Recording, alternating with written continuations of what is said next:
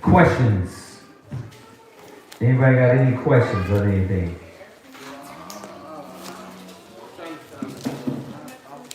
Before we go into tonight's class. No, what happened? What happened with that Facebook yesterday? It just. So it was just messed up. We gotta delete that off the Facebook then. Huh? I found it. It's Revelations 22. Okay.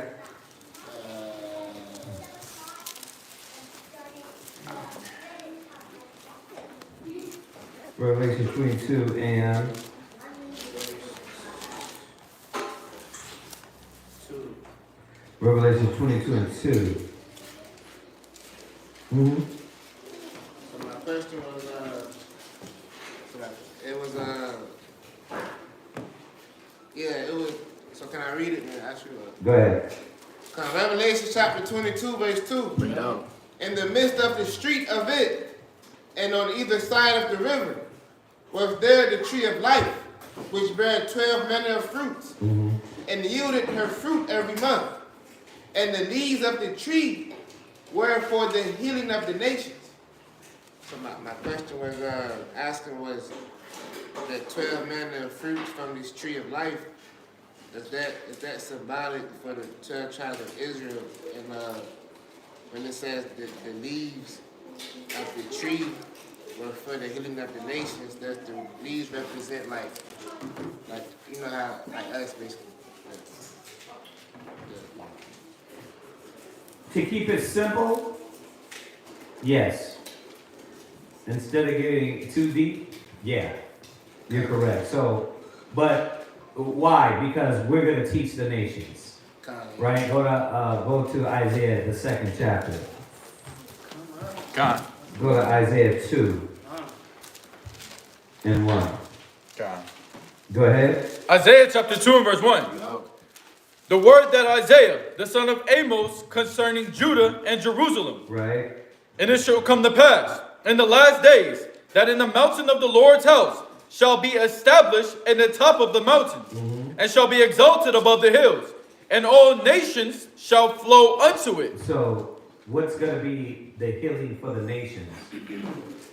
That which everybody's waiting for. Everybody's waiting for thy kingdom come, thy will be done in earth as it is in heaven. Right. So they just don't understand the kingdom. It's just not an area. It's a people. God. You're the kingdom, right? Don't look there, don't look here. The kingdom's in you, right? God. So you got a chessboard, but if you don't got the pieces, what's the point? So we're the kingdom coming together, right? And every nation is going to look to us, right? Go ahead. And many people shall go and say, come ye, and let us go up to the mountain of the Lord. Right. And I always remind brothers and sisters when we talk about this scripture that this is how you know that it's not the people over there in the land, they're not the people. God. Right. Because nobody's going to say, man, let's go to Israel to know the Lord. Right? God. Yeah. So his question or this scripture, will this be the fulfillment of Deuteronomy 4 and 6? Or says the other nations will see us and say that we're wise. Wise and understanding. There you go. That one goes right with it too. Yeah, absolutely. Go ahead, read on. To the house of the God of Jacob. Right. And he will teach us of his ways. So what is the thing that's going to heal us and heal all nations? The law, statutes, and commandments. Go to hold on. It's Proverbs.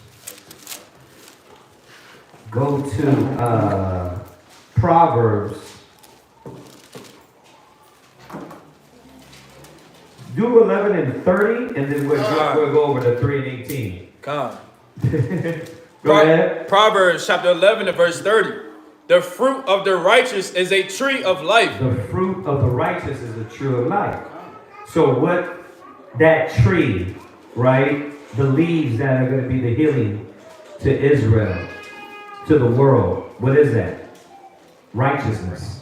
Right? Jump Con. over to 3 and 18. Con.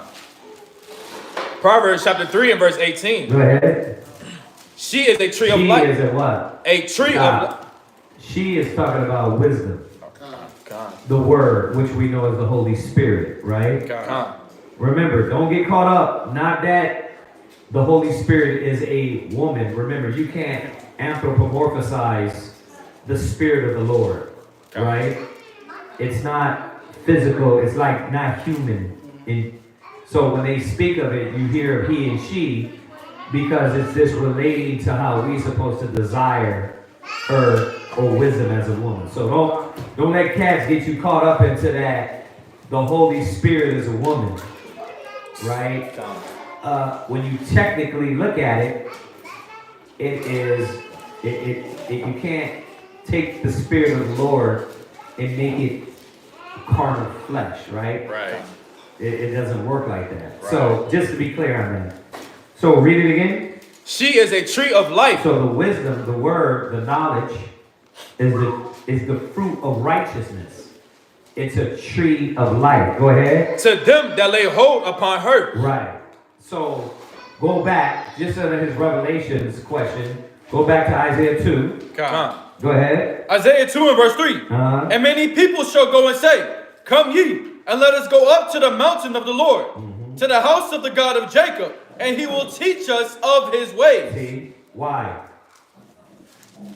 Because go to Jeremiah 31, right? You're done with the Proverbs. We get that.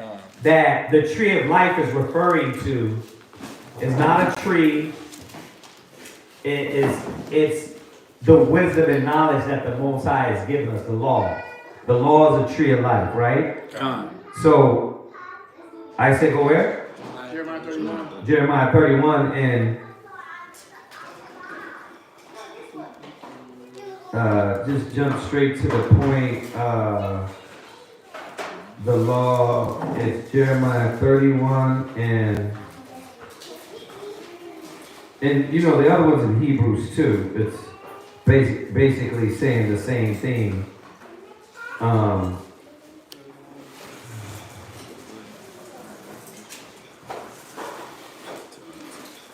34. Read that. Jeremiah chapter 31, verse 34. Okay, project your voice. Go ahead.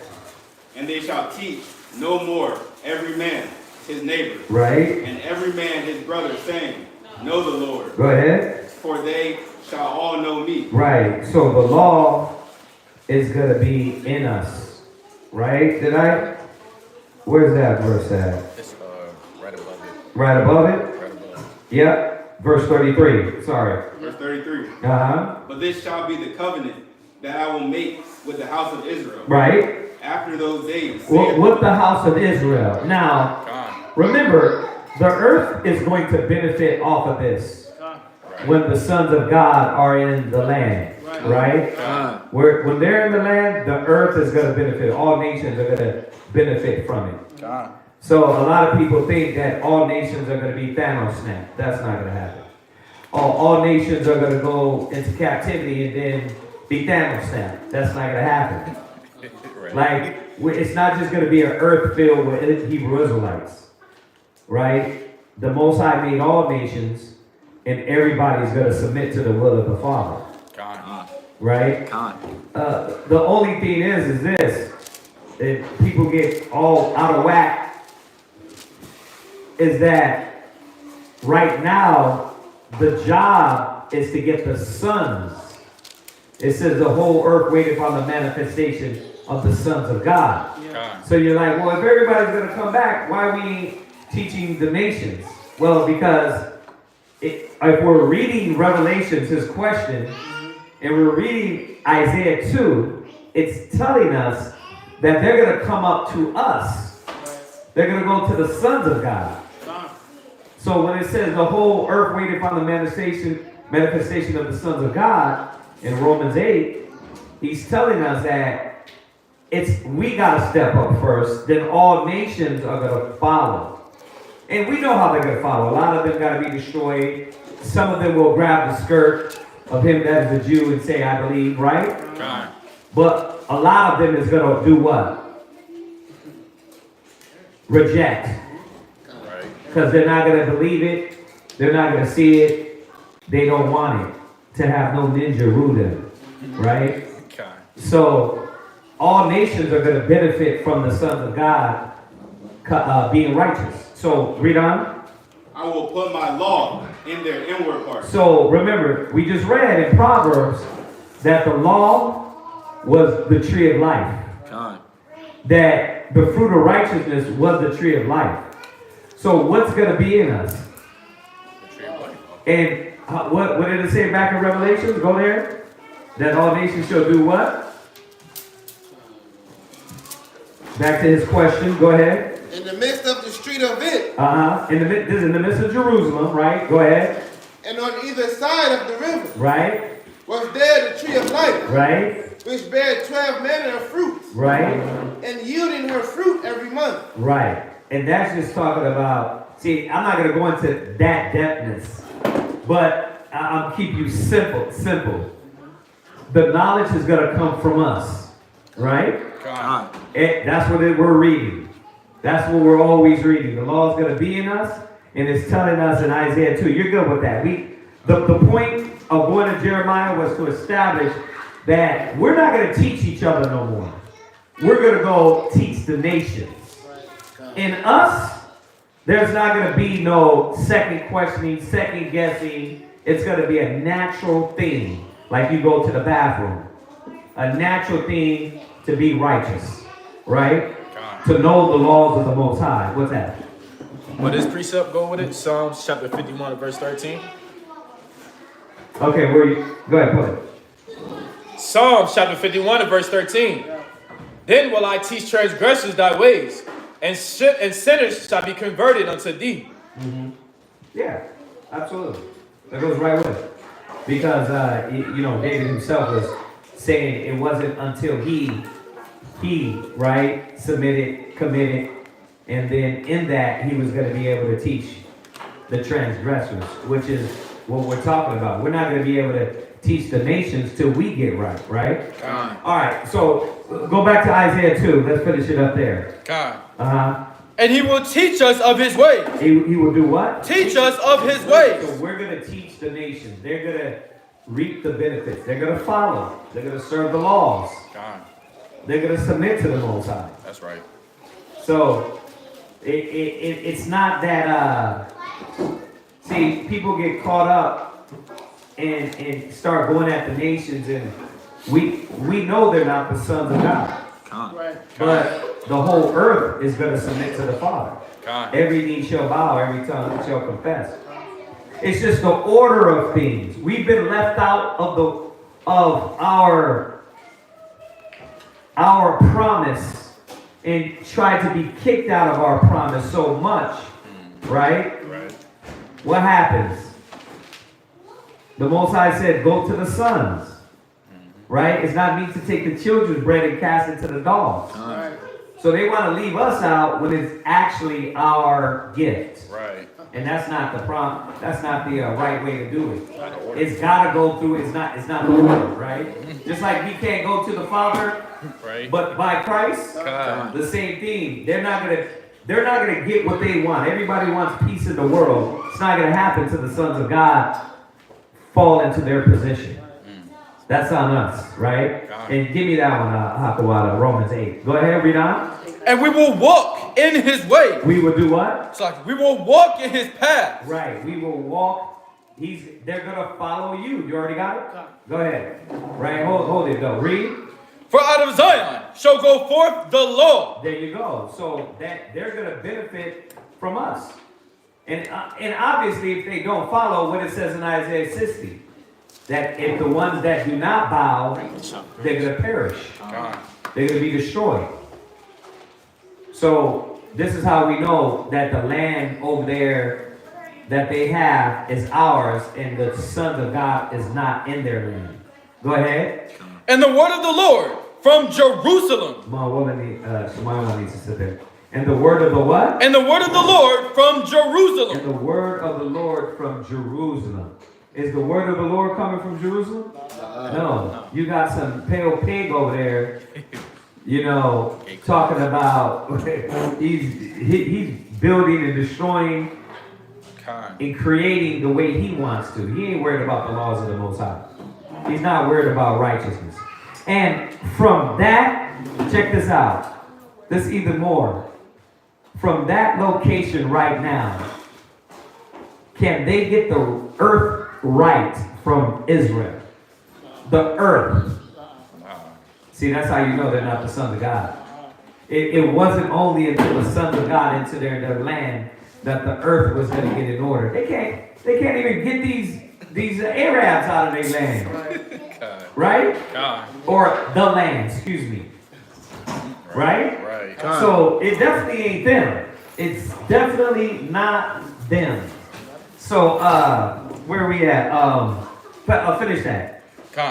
Isaiah chapter 2 and verse 4. And he shall judge among the nations. Right. That's what the Most High said it was going to happen. And we were going to do. We're going to judge amongst the nations. Right? We were going to deal with the nations and get them in order.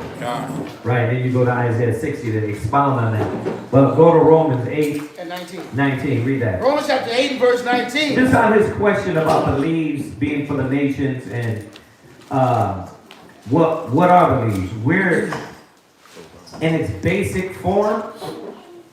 We're the leaves. We're the ones that's going to heal the nations. Right? Go ahead.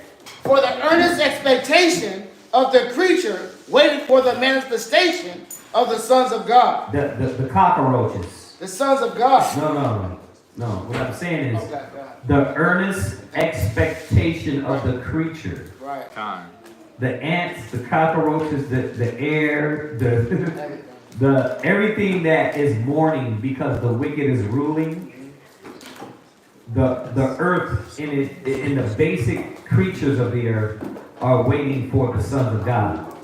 They're waiting for us. So when you stop trying to be like the white man and you stop trying to be like Americans, we're going to achieve that level. If not, our future is going to be the same. He's going to do away with the generation that's off and wait for the generation that's ready. Right? So is it our generation or is it going to be our kids? Right? You never know. No man knoweth, right? The time or the season. All right. Hopefully that answered your question. I added to your question. Any other questions?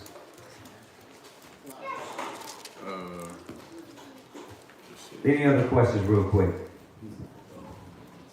Go ahead. Did we ever go over what the coals represent that was laid upon Isaiah's mouth? The coals? Remember when Isaiah had the dream or the vision and the coals was laid upon his mouth by the angels? And then he spoke to the Most High and said, "Here am I, send me." Right. That was just, remember in the dream, there's no like deep breakdown for that. Okay, That was just in that dream, that was just showing that he was purifying his mouth. Yeah, I think it tells you in there, right? I think so. Yeah, go there real quick. Verse 7. Yeah. Go ahead. Isaiah chapter 6 and verse 7. Or somebody could, Quadashai, could you get us some water, please? And if there's a squeeze of lime or lemon, I'll take that. If not, we have to do that. Yeah. Isaiah chapter 6 and verse 7. And he laid it upon my mouth and said, "Lo, this hath touched thy lips, and thine iniquity is taken away." Yeah, that was just for that moment of what dream he was having, right? In his vision. You know, there's not a breakdown like, oh yeah, the fire represents us putting a coal on your mouth. Like, it's just pertaining to Ezekiel. God. Yeah. Okay.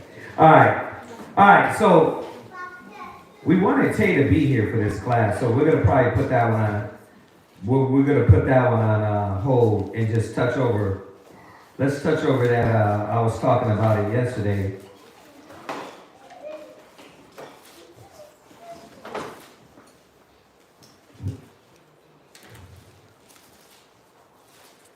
Ecclesiasticus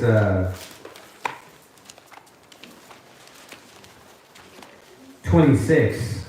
Con. Ecclesiastes 26, you can tell. Yeah, because I wanted to be there for this one. But no, this one too. I know, dang, Aaron. Aaron. No, Aaron. Huh? Oh, where is he? Oh, there you go. Alright, so let's get into it then. Go, start from Ecclesiastes 26 and 1. Just about how a man was supposed to look for a woman and what was he looking for, right? Go to 1 Corinthians 13 and 11 real quick.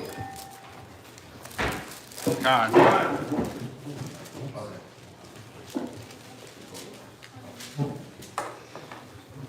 Read that, 1 Corinthians 13 and 11. 1 Corinthians 13 and verse 11. Uh-huh. When I was a child, I spake as a child. Right. I understood as a child. Go ahead. I thought as a child. Right. See, this is the man's growth. A man's growth comes through these different points that Solomon is bringing out. Right? When I was a child, I what? I thought as a child. Right. I thought as a child. The problem is that we have to come to realization, black men, we talked to the women yesterday, so this is to the brothers now, that the black man has never grown up, right?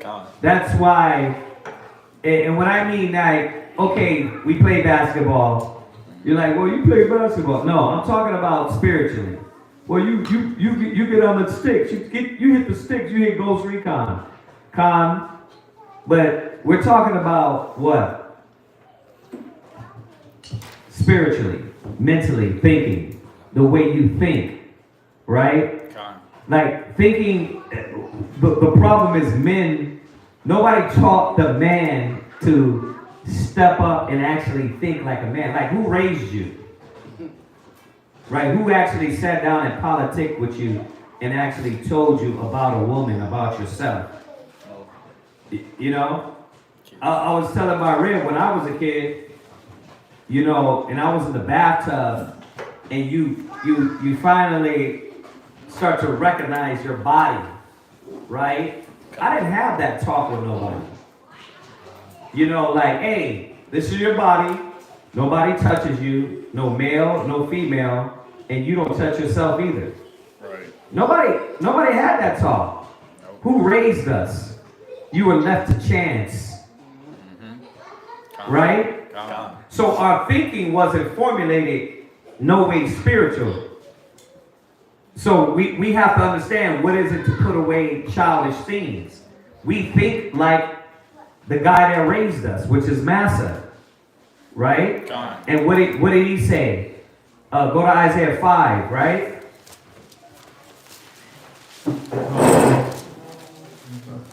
Children, it says,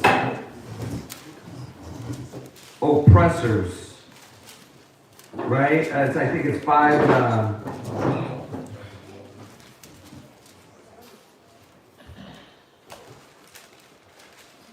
Yeah, it's actually it's 3. Isaiah 3 and 12. So read that one more time. God. When I thought as a child, right? I spake as a child. See, and then you speak as a child, right? Like you're thinking the way you think, you're trying to figure it out. You know? We talked about the women yesterday, but brothers be trying to figure it out. Oh, you're a man now. Why? Why are you a man? How? You never put away childish things. So what separated you from boys to men? Right? Right. Con. What was it? Because you got a job? See, all white man stuff. Right. Oh, this makes you a man. Get a job. But I still think like a boy. What I keep saying, you be 40 years old, you 45 years old, and you still want to what? Go chase women like you in the mall. Man, what you finna do, man? I'm finna mix me some gin, some juice. Man, mix that up, walk around the mall, Right. and get numbers. Like you're a grown-ass man. Okay, so you don't walk around the mall anymore, but you search the damn online. You still thinking like a child. See? Why? Isaiah 5 and 12. God, Isaiah chapter 3, verse 12. 3 and 12, sorry. Go ahead. As for my people, children are their oppressors. See, children are oppressors. And you're like, what does that mean? Like a 5, 6, 7? No. They have childlike mentalities. Con. They want to do everything childish. They want to live, well, that Wisdom of Solomon too, about them living life to the fullest. Because they're that childish mind. And then they keep you in there. They keep you dumbed down. That's why you have grown-ass men, pursuing things in this life that have to pertain to more childish things. I want to play with a ball. I want to punch you in the face. Right? You want to be a fighter or a basketball player, football player, right? Con. I'm going to be a YouTuber. Yeah, it's like, it's all kid things. Like, and you're like, well, what else is there in this life? Is that wrong?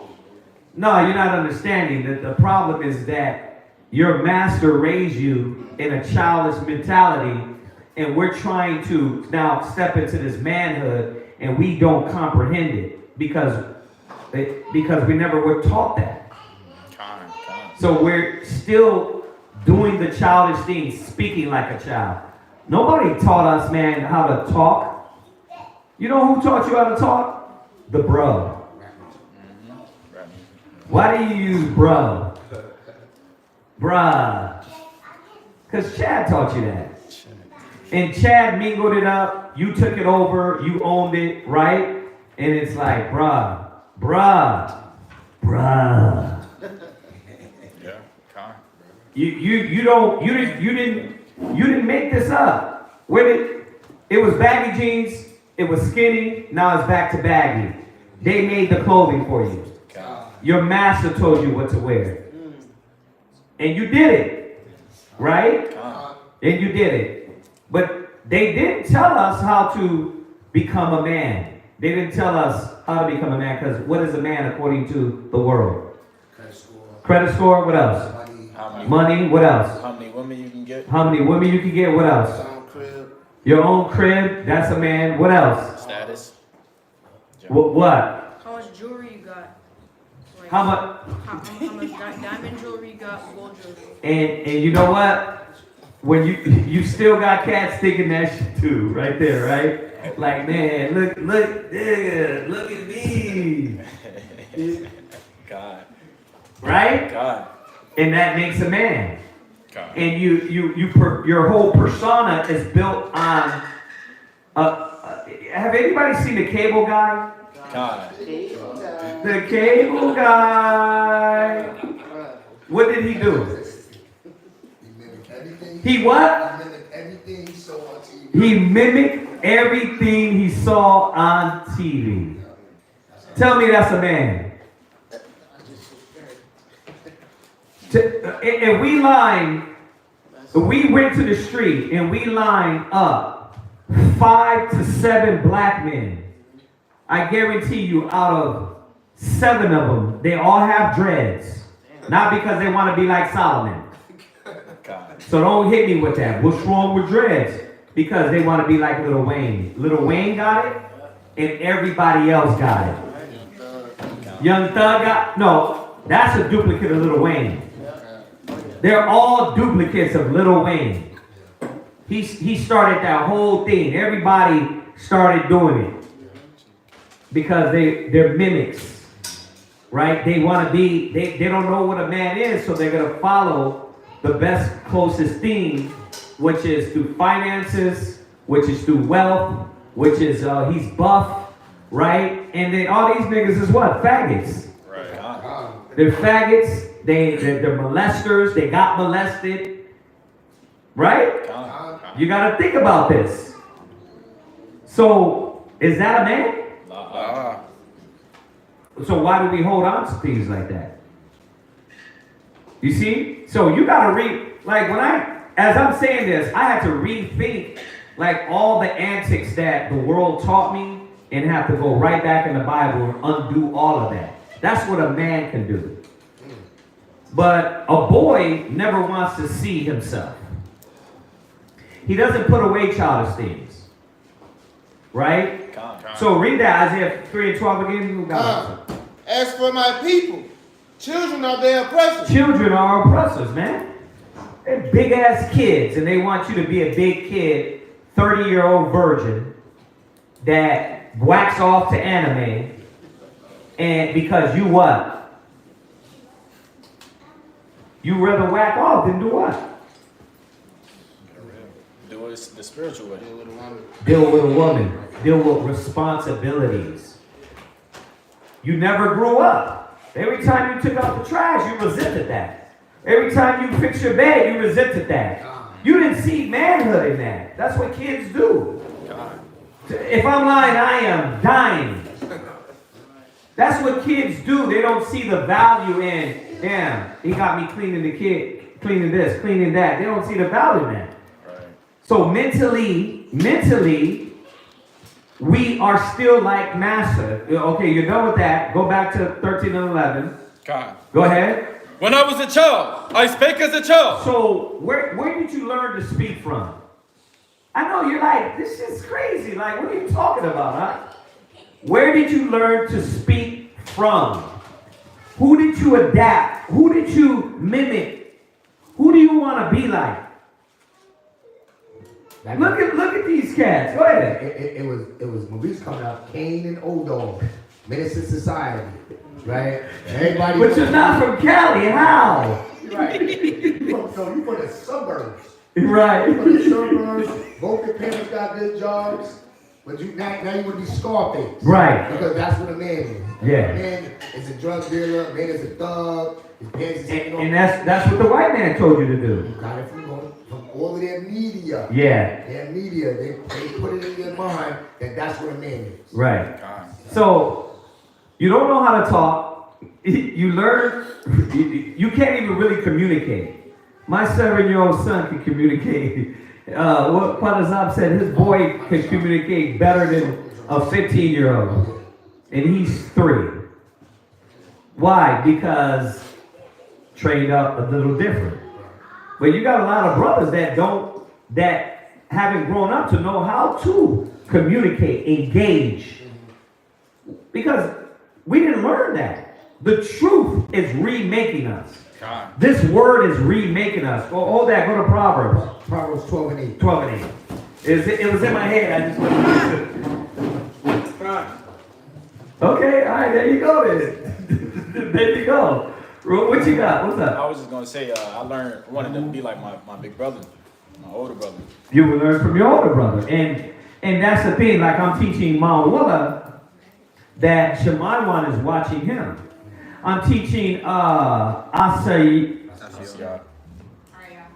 Manatazak, and Arya that he's not their brother, but he looks at them as family and he's watching them. So Shemaiwan is going to pick up all the attributes from them.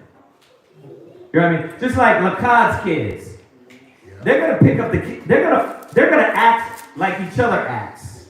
Iron sharpeneth iron. You see that? So what did you pick up? You see? Like what I picked up from my brother. Was he a good example? Was he in the spirit of the Most High? Nah, I learned how to be doggish, right? Be doggish. But you see why us as men, and we don't realize what Solomon is saying in the spirit of the Most High, we still come in and we want to emulate people, men, women of the world, and we won't emulate the men of the scriptures. Let's emulate Solomon. Ah. Let's emulate David when they were in the spirit. Abraham. Let's emulate men that it actually had stature and status. You want to emulate homosexuals? You want to mimic them. You want to imitate rappers. Your whole body language, your whole how we move. You look at these cats, it's so pathetic. It's sad. It's sad because you're a damn Lil Wayne clone, right? You're the way you know what I mean? You just want to be pretty and shit and cute, and you just like, you know what I mean? Like, yeah, like who the fuck? Like, what are you doing? Well, the reason why you're doing that is because you don't even know how to really control yourself. So you gotta what? You gotta mimic everything on TV. That's why I be telling them, like, who are you imitating? Who are you following? See? So speaking, it comes to our speaking. I'm sorry. No, I like what you said. You mimic who you praise. You mimic who you think is an example of doing it the right way, right? The Lil Wayne thing. Why? Because you see, he's got followers, right? He's popular, so he must be doing it the right way. You don't look into the scriptures. You don't look into the wisdom. You look at what America tells you, right? Like even this whole thing. Last night I got dragged into it. Yeah, the what makes a man, right? The brother said, if anybody's making $11 an hour, he shouldn't be thinking about another life.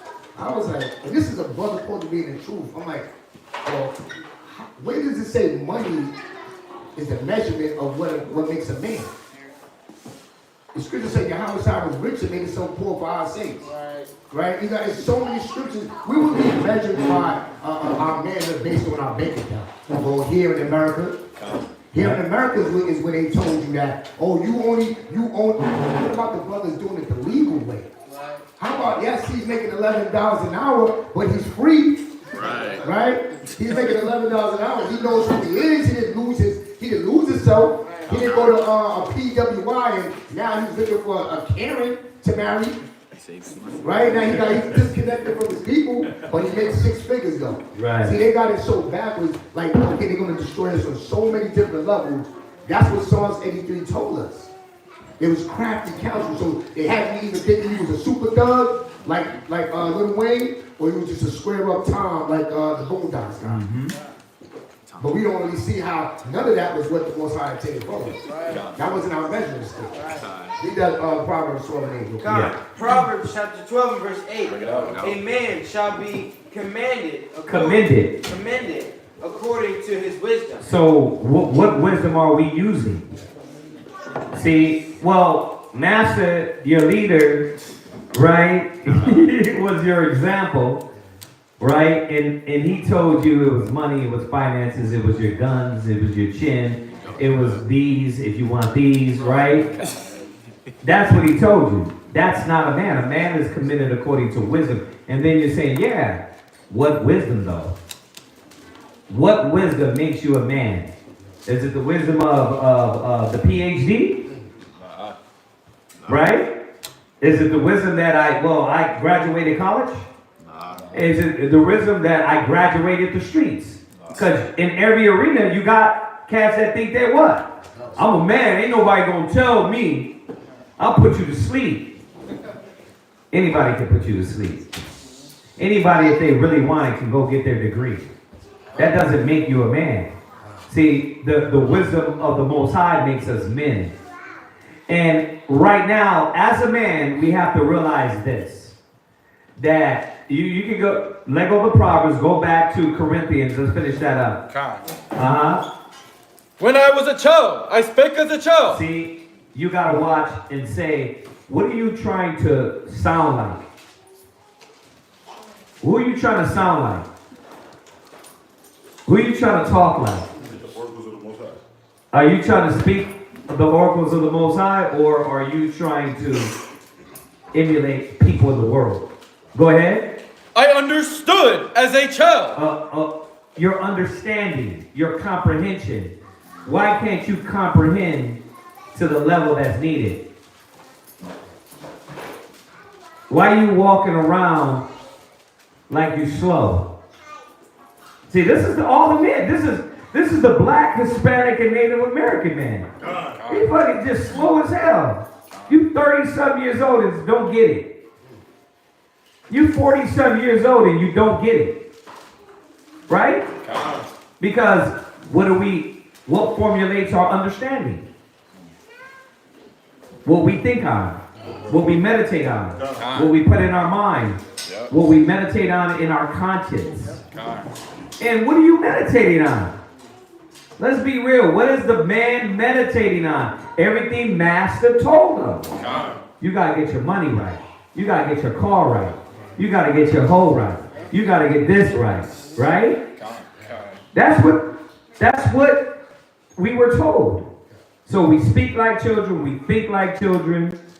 Right? We understand like children. Go ahead. But when I became a man, which is commended according to wisdom that we just read. Go ahead. I put away childish things. Right. Now, that being said, going to Ecclesiastes 26, this is how we have to understand that you don't know what to choose in the world as a wife. Worldly men don't know what to choose as a woman. Right? When you were in a childish mind, I'm talking to me about me first. All right? So the feelings that are going to get hurt, just know that, don't worry, it's a two-edged sword. We should all be getting hurt to realize that that's why you have a baby mama. That's why I have a baby mama. Right? I think, Lord, I didn't never get hit with child support to some of what y'all dealing with. Whew. And I'm not saying that being funny. I'm like, the Lord was gracious because I feel some of y'all pain. My kids is older now, 20-something, and I never got hit with that to that level. You see? So I know how y'all just be, it be in your mind. But that's what happens when what? You make childish decisions. So the Most High gave us the wisdom on how to make a decision and how to really look and what to look for in a woman. Right? So read that 26:1. Ecclesiasticus chapter 26 and verse 1. Go ahead. Blessed is the man that hath a virtuous wife. Right. Whose first outlook, when you're scrolling on the app, you're thinking, damn, she's virtuous. Well, then you answered the problem right there. You're saying, damn, nah. What are you looking at then? You gotta prove a friend first. We'll get there, brother. Hold on. Don't try to give me the Christian answer, right? The Israelite answer. No, when you are scrolling, what are you looking at? What? Physical appearance. You're looking at the physical appearance. God. You're looking at the outward appearance. You're looking at if she has the physical physique, excuse me, I can't say the word. Physique that you want. Whether thick, skinny, slim, whatever you want, right? You're looking for that flavor. That's right. When does it snap into your mind? Let me look for virtues. Let me see what virtues she has. When? You gonna answer my question? When? After the red flags appear and you did the deed, you realize there is no. Right. I'll tell you, typical black, Hispanic, Native American man. A year later, when you guys are separate, because it only takes 1 year. I've been doing this study. I've been doing this Israelite study, basically watching basketball players, football players, YouTube stars, and Israelites. It's 1 year, and you already got a baby out and child support. Done. One and done. So when do you look for the virtues in a woman? Blessed is a man that finds a virtuous woman, but you're not looking for virtues. And then all of a sudden, you want her to be this theme. You want her to talk like an Israelite woman. You want her to act like an Israelite woman. You want her to be a God-fearing woman. But you wasn't looking for that God-fearing booty. You was just looking for the evil ass. You didn't care. You was like, man, listen, right now, I just want to, right? We get there later. Virtuous means personality, right? I got the definition. I'm sorry for that. I'm sorry for that one. That just hit me. No, it doesn't mean personality. Virtuous, what is it? Virtuous, morally good. Right, qualities.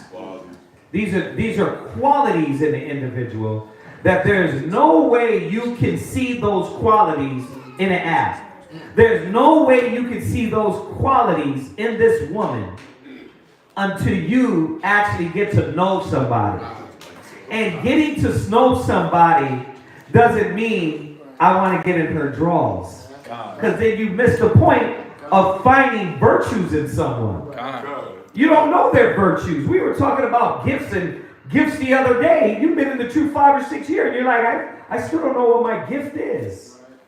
You don't know what your virtues are. How are you going to find a virtue in a woman through her butt and her breasts? Can't. And this is the problem. Men are looking for what? Love in all the wrong places. Yep. You're thinking like the white man. And what he taught you to be. Or the dumbass pimp player black man that what? Told you, oh, you gotta play these hoes. Yeah, you're the same idiot that got 10 baby mamas. How many rappers got 10 baby mamas? Future. It's normal. Not only Future, bro, it be like, NBA, it's a lot of them. NBA Youngboy? NBA Youngboy. They're like, he going out just having babies with anything. Nick Cannon, like, how could you think about it? 10 different women. How could you be a good father to 10 different women? Come on, y'all. There's no way, I don't give a damn how much money you got. There's no way you can be correctly fathering 10 different babies from 10 different women. Unless all those women is in order in your presence to be able to guide your house the way you want. There's no way it's being done. Not in this life. Not in this life. I don't care how much moolah you got. But see, that's because we didn't put away childish things. No. What else you got on virtues? He wants to know. It says acting in conformity to the moral law. See?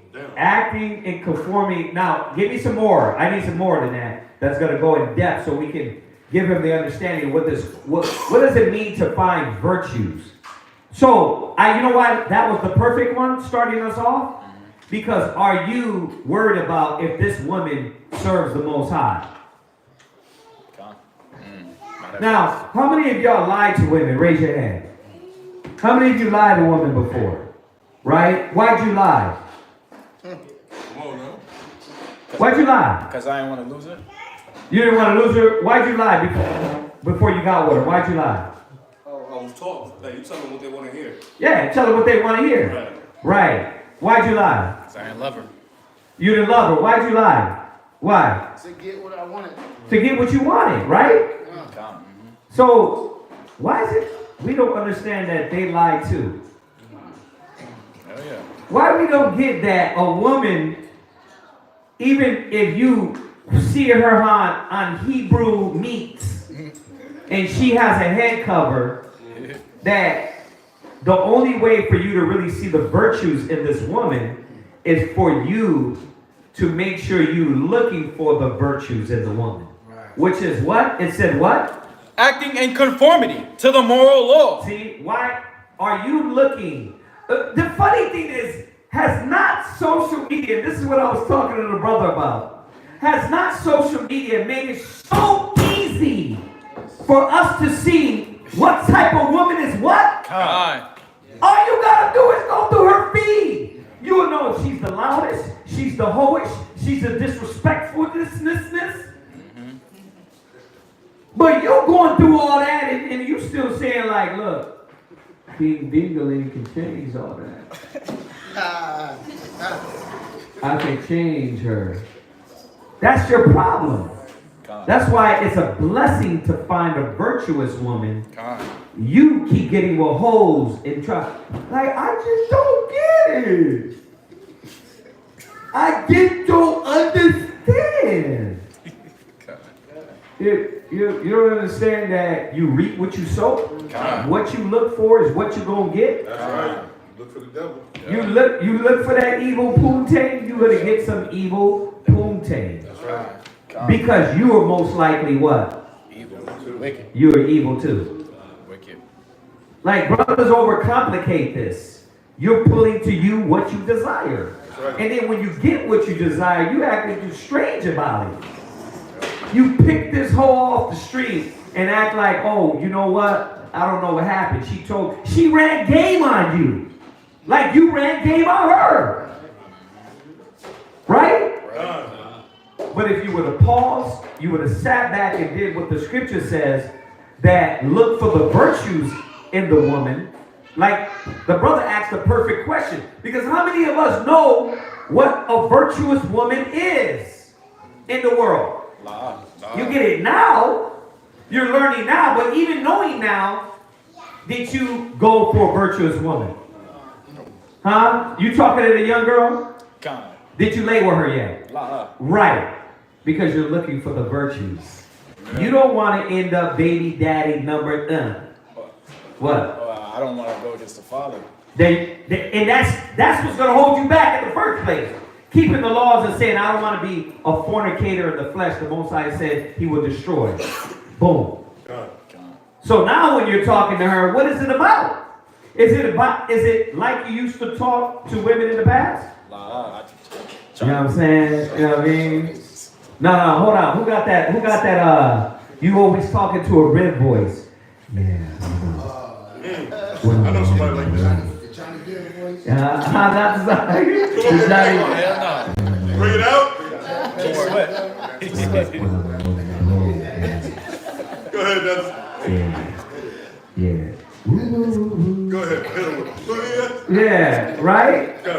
It's like, brother, speak up, Bach. You ain't talking to your rib, brother.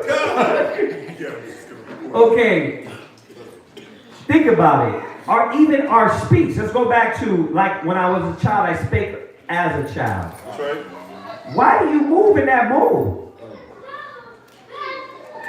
See? Why do you move in that mode? Because it's all about getting her goodies. It's not about, I need a quality woman. Right. So stop acting strange while you got a wicked woman. Stop it. Just like, I don't know what happened, because you're wicked, brother. And the Most High is cleansing you, and he needs to cleanse your mind for you to bring the good things to you. Right? So virtuous.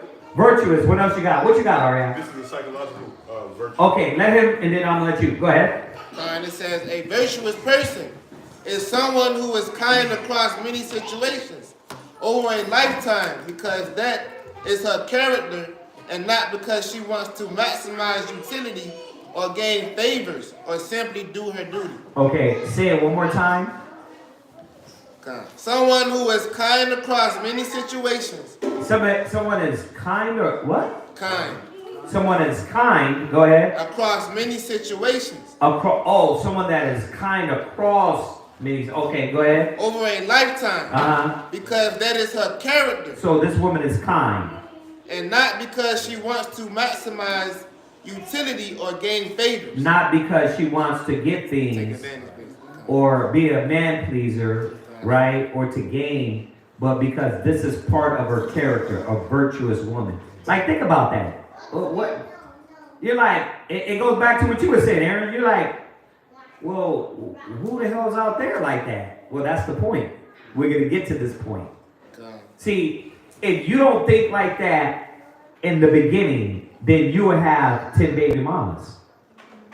If you're not going to learn it now and learn it right here and now and say, damn, I be looking for the wrong things in these women. Like, now I got to realize what I'm looking for is my mistakes. And really, you're like a freaking heat.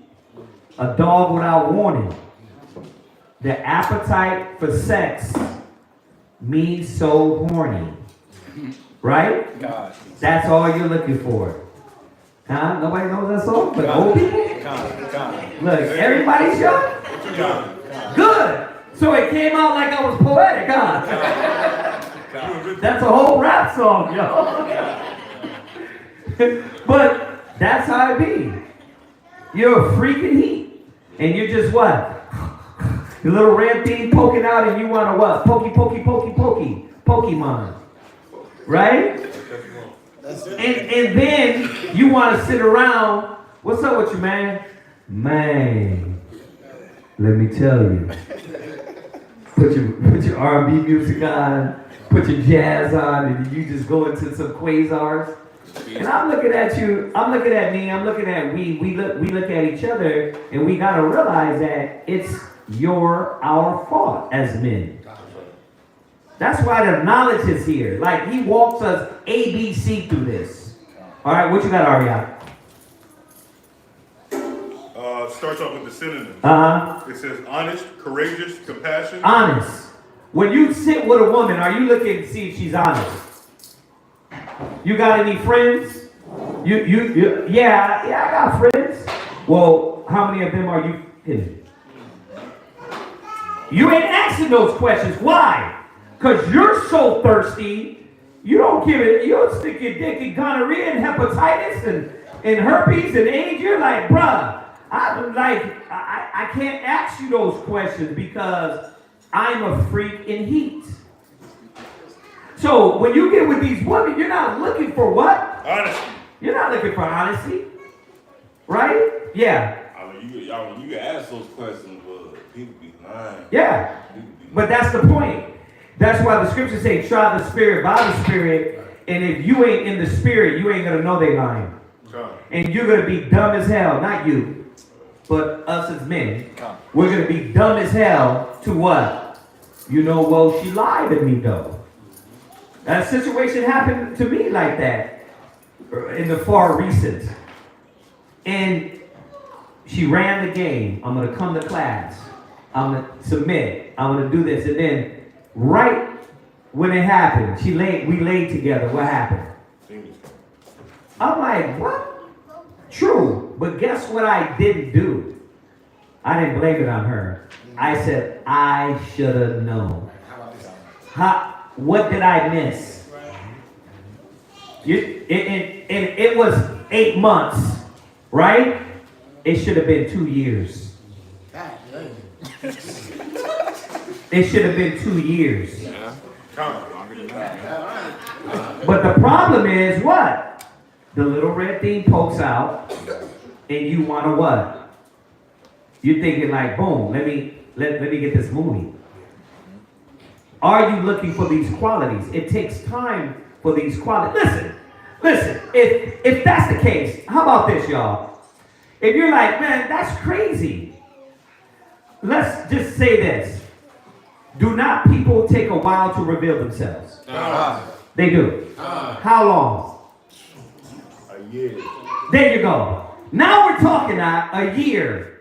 The truth is a year, or sometimes some people can play the game, right? Right? But look at what he just said. A year.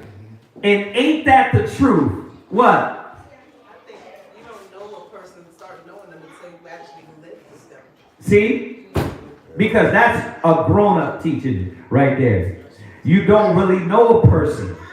I was just telling counseling a young sister about that you don't really know a person until you live with them. And then you start realizing they sleep and they fart sleep. They nasty. They pick their nose. Right? Why they always got pink eye? They firing on those pillows. Right? Huh? No. Virtues are we looking for? Read. Courage, compassion. Does she have compassion? Well, you just look through her media. You can see she does stupid stuff, and she don't got compassion on how she moves. Why is that your woman?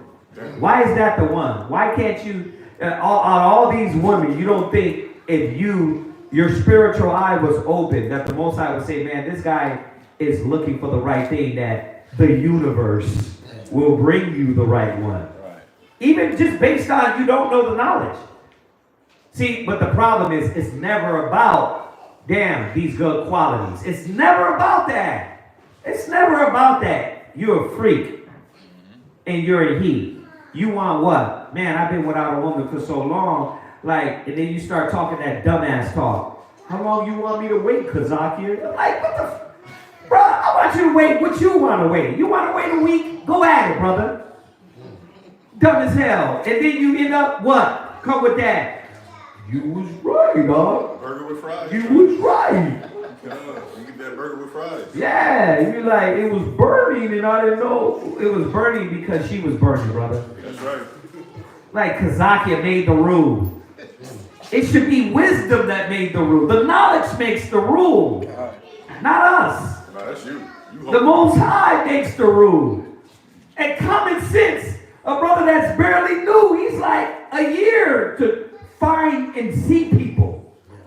And then wisdom added to that tells you what? You won't know this person till you living with them. Who lasts a year to wait for sex? If you last a year, Shariah, don't raise your hand, and none of you kids raise your hand because I know you're all virgins. Everybody that is not a virgin, tell me when you waited a year. Raise your hand. Anybody here wait a year? Hell nah. Freaking heat. You're a freaking heat. A dog without warning. Right? Go ahead. What else? Generosity. Are you looking like, man, is this sister generous? Right? I just seen that recently on TikTok or Instagram something. It popped up. It was like, baby, I don't got any money for us to eat today. Y'all see that one yet? Yeah, and you got the one that's like, well, I got money. I'll buy some. And the majority of them is like, what? What do you mean you ain't got no money? Huh? They start panicking like, what you mean you ain't got money? She's not generous enough to buy you something. That is sad. That is sad. What else? Fidelity. Faithfulness. How do you know? How many relationships you been? You ain't even asking the right questions. You young men, I'm giving you the list now. That's right. Yeah, how many? When you break up with your last ex? Oh, it was like 3 weeks ago. Oh yeah? How long did that last? 3 weeks? And what about the one before that? See, you're not asking that. You on the phone like, yeah, what you doing? Yeah, I'm just over here watching Batman and the X-Men, you know what I mean? You know what I'm saying? What you doing tomorrow, man? You know, I just want, you know what I'm saying, man? What's your favorite color? Yeah, I mean, yeah, what's your favorite color? You like oodles and noodles too? Yeah. Mary had a little lamb? Yes. Yeah. Apple. Right? And you're like, you're not picking the brain and trying to figure out where she's at. Because virtue is not even in your parameter, is it? No. Huh? Draws is in your parameter. Draws is in your parameter. Right? Where you at? Ecclesiastic is 20. We're in 26. We're finna hit all that. Oh, Go. I'm gonna hit it sometime, but this virtue is important. We're gonna hit it all. I gotta get into the psyche part. Go ahead. Go ahead. Fidelity. Right. Integrity. Read. And what? Integrity. That's too big of a word. Skip that. Okay. Skip that. It's like what? Intriguing to read? You mean intriguing? Intriguing. Yeah, she's enticing. Integrity is too big of a word for a woman to match up to, right? You're like, I don't know what that is. You don't even know how to look at that in a woman. Right. Or how to pick that out of a woman. Integrity. You see? You see why you got baby daddies and baby mamas? Read on, come on. Self-control. Self-control. Go through her social media. Does she look like a woman that has self-control? You met her in high school and she's a loud, disrespectful, disgruntled, right? She's the one. She's the one that don't got no respect, and you're like, that's the one I want. God. Yeah. God. What's wrong with locking them? Like you always hear that, but by the most so-called thugs. What's wrong with a little bit of feist in your life? Yeah, I mean, what's wrong? She's loud. Just because she got a raspy voice, that don't mean. It's like, brother, like in a few years, you think you gonna want her arguing with you and back and forth? You're not looking for the virtues, right? We get that. Read, go back to Ecclesiastes. Go ahead, the definition. Come on, real quick. All right, it says the virtues are influenced by both thinking and emotion. Virtues are influenced by thinking and emotions. Go ahead. Right, and are shaped by a person's cultural and spiritual context. We know that. What's the culture of the black woman? Striponomics. Baddies. The baddies. Right? That's why you see it, they got all selfies. You a righteous woman, but how many pictures we need to use, sis? How many pictures you got of yourself? There's no more such thing as a baddie. There's no such thing. Remember when a baddie was a baddie? Now anything that determines themselves to be a baddie is a baddie. It's all a lie. Go back. Ecclesiastes chapter 26 and verse 1. Go ahead. Blessed is the man that hath a virtuous wife. Who's looking for a wife? God. That was rhetorical. Oh, okay. But who's looking for a wife? Like when you get on and you start looking, are you looking, this is the woman I'm going to be with forever? Nobody never taught us that. Nobody never taught us that when you lay with this woman, you're supposed to be married to this woman. Nobody never taught us that. They taught us, man, that, you know what? You can hit and try and then hit and hit and hit and try. They're not teaching us, they didn't teach us responsibility. They didn't teach us to put the law that make no whores of the daughter of Zion. They didn't teach us that, huh? See, so stop acting like you're a man and you got it down. No, you slow as hell and you got baby mamas and you got child support because you don't know.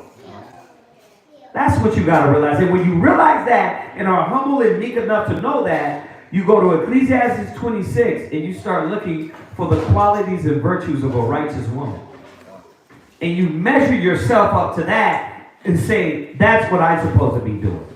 Right? Go ahead. For the number of his days shall be doubled. For the number of what? His days shall be doubled. See, how many of us, when you look at a woman online, you're saying to yourself, man, this chick is not going to stress me out. This chick is not going to give me a headache. This chick, when I talk to her, she's not going to say, you know what, bruh, you know what, I'm going to go be with my friends. And I'm not doing that. I'm not doing what you're talking about. How many of y'all, who wants a headache as a wife? Raise your hand. Only me? I'm the only one? Join me, y'all. I know, because you already got damn headaches. You already got headaches. Who wants someone to argue with them every time? You say up, she say down. You say apples, she say banana. You say left, she say wide. Well, the best way is to, but okay. And not only should she does it one time, she just does it. And does it and does it. And then where you shut up and you look dumb as hell, and you look like a puppy, and you have to shut up and humble yourself to her. That's what happens when you make bad choices. So who wants a wife?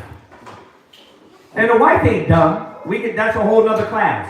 A virtuous woman ain't dumb. Because there's many virtuous women in the Bible that were wise, intelligent, innovators, thinkers, conquerors. There is such thing as a righteous, virtuous woman. I'm going to say this. Everybody in here ain't single. And I for damn ain't pulling up with none of that madness that we're talking about. Now, is my women virtuous? They have virtues. Virtues enough, right? For me to last 20-something years. You already have virtues enough, qualities enough to last you, right? But you think arguing and being a headache and being argumentative is something you can live with? You'll die of a stroke. Yeah. Right? You'll die of a stroke. Yep. You'll be 30 years old and you have grades like me. Yeah. Is the point of finding the virtuous woman waiting that long? Yes. Like, is that the only way? Yes, because it's got to be opposite of what your little brain tells you to do. Because what's the only reason that you don't want to wait? Thirsty. You're thirsty as hell. That's the only reason you don't want to wait is because why? Fire crotch. We want to what? We want to see what it is. On the sample. Huh? So you want to sample. Yeah. And usually, by the time you do that, because you're so rash in your decision making, you don't realize that this is not a wife. She wasn't ready to be a wife. How about that? How about we just start out and ask her, hey, I'm not looking for somebody to date.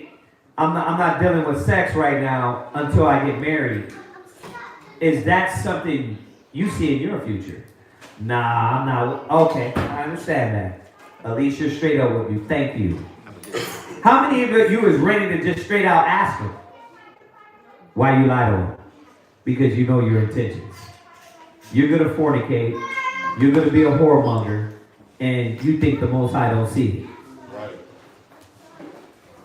Now, that aside, because I love it. Because I'm afraid of the Most High.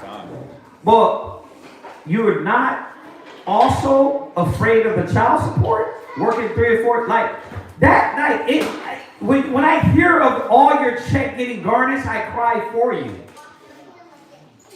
Is that not a motivation to wait? No, it's not. It's like, bro, I wear a condom. And you don't even like doing that. So you pull it off. I'll just, because I said, no, you don't get it. Is she going to be your wife? Are you looking for a virtuous wife? Right? Read on, come on. A good wife is a good portion, which shall be given in the portion of them that fear. What verse are you at? Verse 3. No, read 2. Con. A virtuous woman rejoices in her husband. Right. Are you thinking, man, let me look for this woman that makes me happy, that is not about herself? We were going over it on the phone today, right? It says, look not on thine own, but looking on the things of others. Are you looking for that woman that is going to rejoice you being in the spirit of the Most High? You already see where this is going. You already see why you got a headache. Because you didn't look for those things. Huh? You wanted steak and wine and what? Sex. And you came with that old silly ass 12-year-old smile, happy, acting like what? You just gained the world. Right? But what did you get? Did you get a virtuous woman? That's why, raise your hand if you're single in here. 1, 2, 3, 4. I know, you kids don't, youngsters don't. You see that? Now, raise your hand if your woman is virtuous.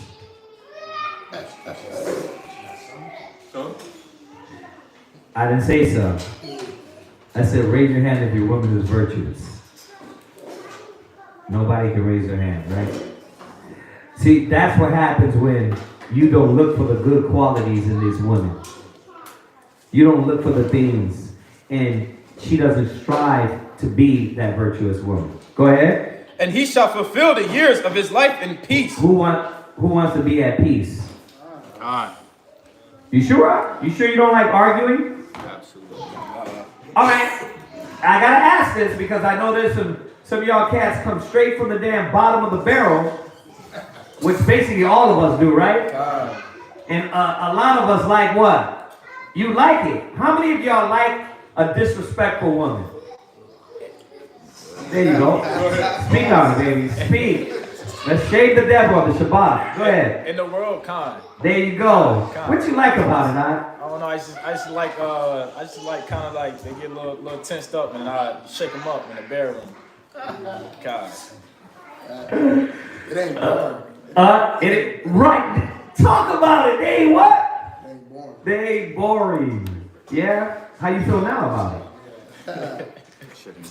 You see the difference between putting away childish things? Like that old arousal, oh, it ain't boring. A virtuous woman can be fun and lively and not be disrespectful and let Satan possess her. We're backwards. You're backwards. You're literally like, we're thinking like, yeah, she brings a little bit of life into. But what happens? What happens when you Shawashina has the little white girl on for the kids, and you know like Mika and Blimpy, you know they got the little white girl too. She does it. She's all happy, and then we put on the Judah one, and she's all bland. And yeah, you kids, and I was like. We were like, she was like, yeah, she's bland. I was like, wait, Esau's like, she's more fun. Yep. Esau's more fun, right? You want somebody more fun until she's like, could you hit me in the bum? And she turned your spirit out. And that's the only way you get aroused, is hitting her anally. And you're like, yeah, she thinks she's more fun. Because you are in the wrong mind, that's what comes to you. You don't get it. You reap what you sow. You call this stuff to you. And then you're like, damn, how did I get this wicked woman? That's what you like. So you like the child support. You like going to court. You like the toxic relationship. You like them talking about, nigga, I'm going to send this cat for you. You like that. Because if you didn't like it, wisdom would snap your ass out of it and be like, nah, I'm not with that. The next woman I talk to, it ain't gonna be like, yeah, so that's your cousin? Right, for real though, yeah. So what y'all finna do? Okay, yeah, my cousin. It's like, what the f are you talking about, bruh? What are you talking about? You get on the phone, you sound like you slow as hell. You ain't talking about nothing. You talk like a child, you understand like a child, and you think like a child. And you don't put away childish things, and what you gonna get? A childish woman. You wonder why you get deceived. I like it because what did they train us to go after? Just the carnal. Can I do it? Yeah. Go to Proverbs 31. Proverbs 31 and 30. Talk about the things that you didn't do because you out there, you're fishing what? Spiritually? No, you're looking carnally. And in the age of the Transformers, you are lining yourself up to be deceived, brothers. Decepticons. If you are still in this age where you can't tell who is who, right? God. You're going to be waking up to him, a shim. Read that. Not so. Right. Proverbs 31 and 30. Proverbs chapter 31 and verse 30. Bring it out. Favor is deceitful and beauty is vain. But a woman that feareth the Lord, she shall be praised. How do you know she fears the Lord? You ain't ask her about that. Yeah. All y'all doing is watching Netflix. That's why you ain't getting her in class. That's why you don't get her in class. Like, yeah, you know, she found out you were Israelite 6 months later. Oh, wow. Or for that sake, she found out you believe in the Bible 6 months later. It's like, yeah, I didn't even know that. Then you want to know why she ain't in that mind. Because you ain't pushing her to believe in the Lord. You ain't pushing her to believe in the Most High. because that ain't your first agenda. Right. You don't even care if she believes in the Most High. She could be I think you brought it out. The brother was messing with a chick. She was an atheist, a white witch. But all of that was pushed to the side because got a GTD, got to get the drawers. That's what be on the mind of a lot of brothers. They think like teenagers, like little horny teenagers. And then you wonder why every night you don't want to come home because the woman that you now lay with, that's your wife, she didn't have wife qualities. She didn't have wife attributes. She had no aspiration to be a wife, let alone a godly woman. And then you dump her in this life, like, yeah, put on a dress. Like, what? You know what I mean? What are you talking about? Let me with spandex. You want me to take out all my piercings, but you said you like those. Right? Yeah, you like all the piercings. I got over 100. You know all my 100. But now all of a sudden you want me to be righteous? It's like, you never told me this when you met me. Right? Tongue ring, nipple ring, clit ring, zip ring, this, right? Go ahead. Go ahead. All right, go jump back. A good wife is a good portion, which shall be given in the portion of them that fear the Most High. See, you read what you saw. Now you'll get a good woman because you fear the Lord. And guess what? What fear does? Fear makes you cautious. Fear brings patience. Fear brings you waiting. Because why? You don't want to get burnt no more sexually. You don't want to get burnt no more with kids. Right? That's fear makes you cautious. You're like, bro, I'm not putting myself in that position more. That's why a lot of men nowadays is like, bro, I'll be single then. But the scriptures is telling us that if you become godly, then the Spirit will bring a godly woman to you. See? But usually it's like, well, how long do I got to be godly? Like, is godliness a week or 2? Or is it a year or 2 years? 6 months. A few months. Hit the 6 months. I hit the 6 months, and you think that's our suggestion. If you see she's Beelzebub, why would you even?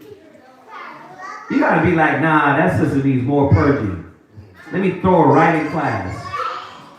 You said you was gonna show up in class. You see she'll fizzle quick, right? Hey, go to class. Yeah, if you want to deal with me, this is what it's gonna be about. Right? And then she's in class, and then if she for real, she'll stick around. She fizzles, you realize, oh, damn, she really wasn't about it. Because if it was her girlfriends, if it was her worldly friends, if it's a worldly thing, she would be ride or die for it, right? But you don't want to reveal her. You don't want her to prove herself. What? I say a lot of times it be because the man be scared to lose a woman like that. Yeah. And if I bring her to class, if I force this truth on her, Yeah. then I can lose her. Right. Well, it's not about forcing the truth on her. It's about letting her know your lifestyle and that letting her know that you want her to be a part of that, or any woman you deal with has to be a believer in Yahweh Shah. So it's not about forcing. It's about getting a woman that's like-minded. That's the difference. But I like how you brought it out. You know why? Because that be the mind state. You get a demon, and then the narrative changes because you got a demon. Now it's like, well, she don't really believe. You knew that in the beginning, brother. You see that? Where you at? Ecclesiastes 7:26. Ecclesiastes chapter 7 and verse 26. Hast thou a wife after thy mind? Forsake her not, but give not thyself over to a light woman. But you don't even know if you don't even care about that. All you care about is the physical, is to satisfy the flesh, the burn, the yearn. And then you find out, though, she's an atheist. You find out that she used to date Israelites and she'll never date an Israelite again. And the brother was a bad example of Israelite. So now every time you go over there, you leave your friend's shirt in the car. Right? You believe in Jesus now. Just to get some drawers. Like, brothers, man, we put ourselves in that bad position. When you should be looking, waiting, purging, and seeing if she's in the same mind as you. Is she going to be faithful to the Father like you're supposed to be faithful to the Father? till you get a woman that's not, what's the word you said, infidelity, what's Fidelity. right. Faithful. You get a woman that's not faithful because you're not faithful to the Father. Infidelity. Right, it goes back to the class last night about the trust. Because if you really was about the Father, you wait for him to give you that woman, and you'll go through the proper process because you got tired of being, okay, STDs ain't scaring you. I know brothers have multiple. What about just the emotional drama? Not wanting to come home. Having a headache when you see her face, like, you would have set up prayers against this woman. Damn. Like, do you want to keep wash, what is it, wash, cycle, repeat? Right. Wash, rinse, repeat, like, it's sooner or later it should be like, nah, the way I'm going about this is wrong. God.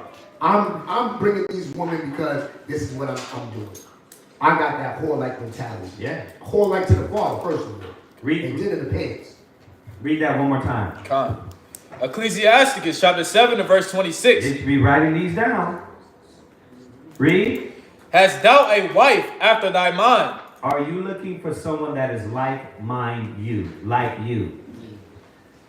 Or are you looking for someone that can fulfill your flesh? You should know the outcome now. Why? Because experience teaches you. It should teach you. But you see how it don't teach the childish boys, baby boys? It don't teach, experience don't teach baby boys. Because you keep making the same mistake over and over and doing what? Blaming it on the woman. Oh, she was off. It wasn't you that got with her and didn't take time the proper way. She's wicked. Oh yeah, she's just wicked. She don't want the Most High. That's why you were supposed to not have sex with her, brother. You weren't supposed to have lay with her. So it's not that she's wicked, it's that you dumped her in something that, yes, let me rephrase that. Yeah, she might be wrong. But you dumped her into something that you didn't even hold to yourself the standard. See?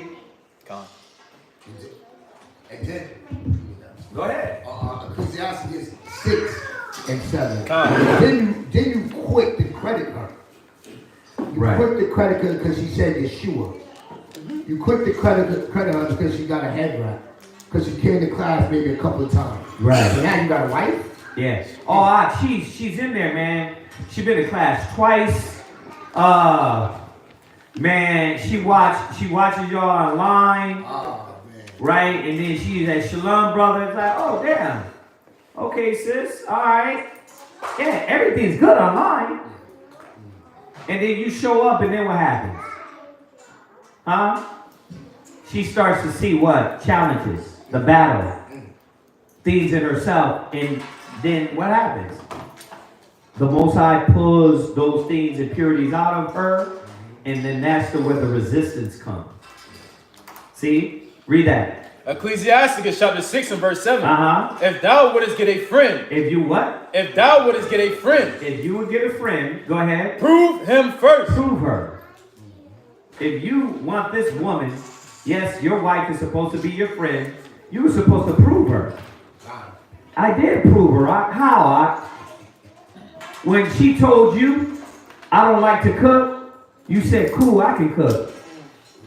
You dumbass nigga, man. You're a dummy. You dumb as hell. You dumb as hell. Bro, I be like, bro, you ain't gonna challenge this woman, no way. You just gonna let her just be a bum. And you expect her to be Proverbs 31 woman? Y'all miss, you don't read that chapter. If your bitch don't know how to cook, then how the hell is she gonna cook for the kids, y'all? Oh, she gonna get microwave food for the damn kids till they're 18? You're not seeing it's not about you. You want to be Mr. Sucker for Love ass nigga romantic and be like, well, I can cook for her. The thing is, we got a relationship that she don't gotta cook. But she needs to, not just only for your sake, for her kids' sake. You're narrow-minded. You're teaching us with that narrow-minded damn stupidity and then don't want to understand why she never challenges herself to come outside of herself. Because that's what the way you think. And you think, oh, it's my prerogative. Yeah, But your dumbass judgment got her not wanting to move forward in things. You gotta know the woman has to challenge herself.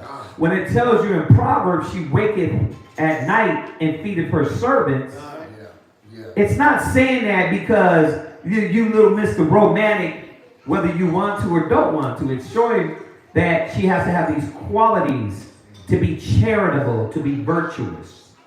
That's what makes a woman virtuous. But you see how dumb your judgment is? Like, the thing is, I was a chef, I like,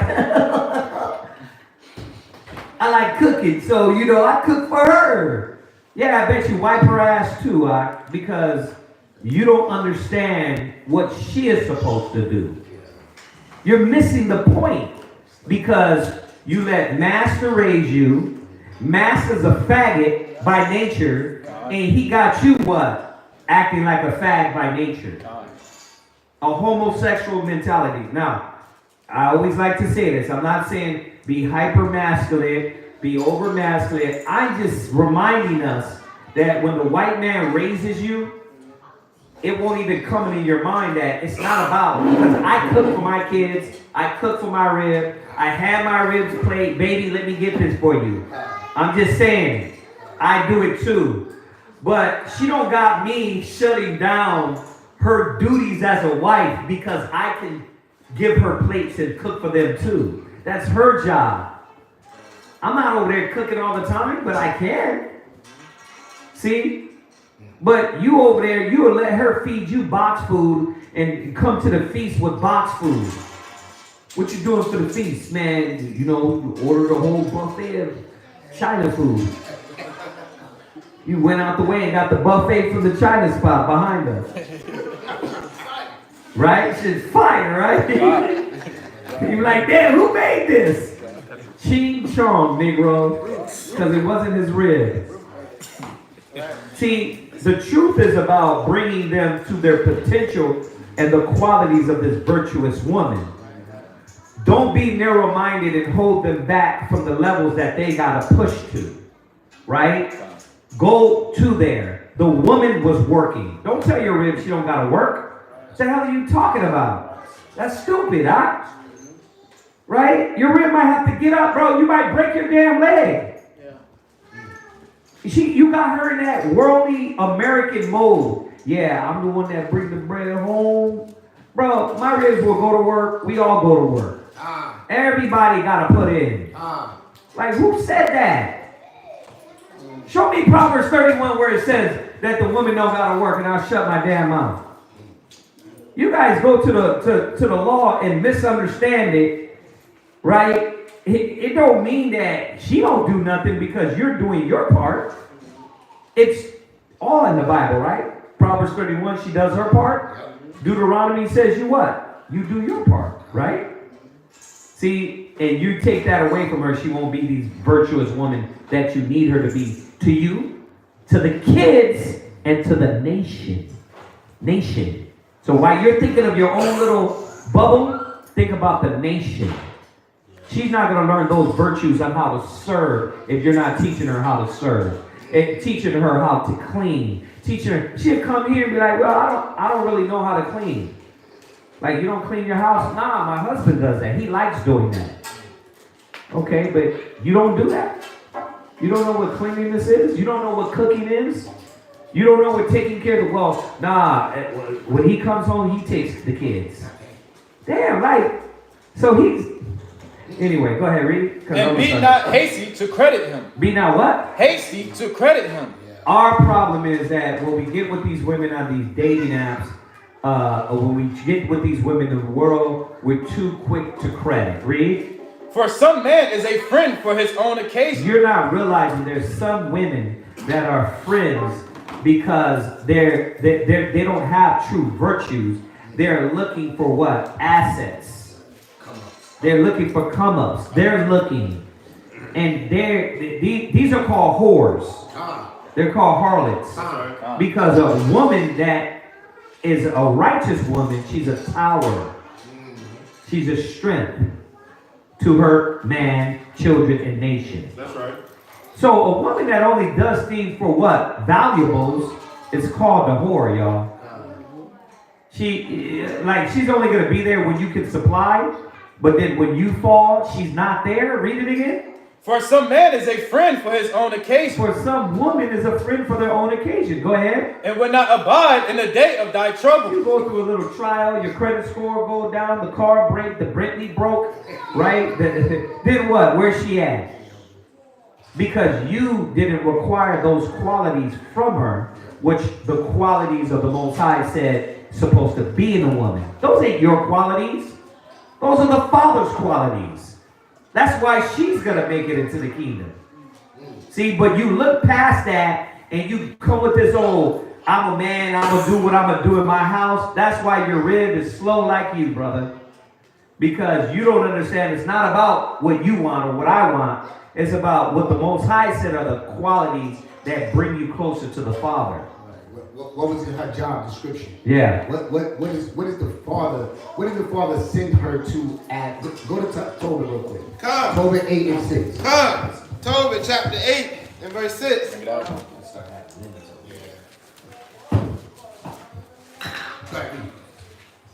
Thou madest Adam and gavest him Eve for his wife, for an helper and stay.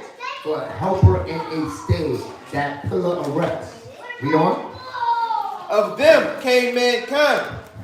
Thou hast said, it is not good that the man should be alone. Let us make unto him an aid. A what?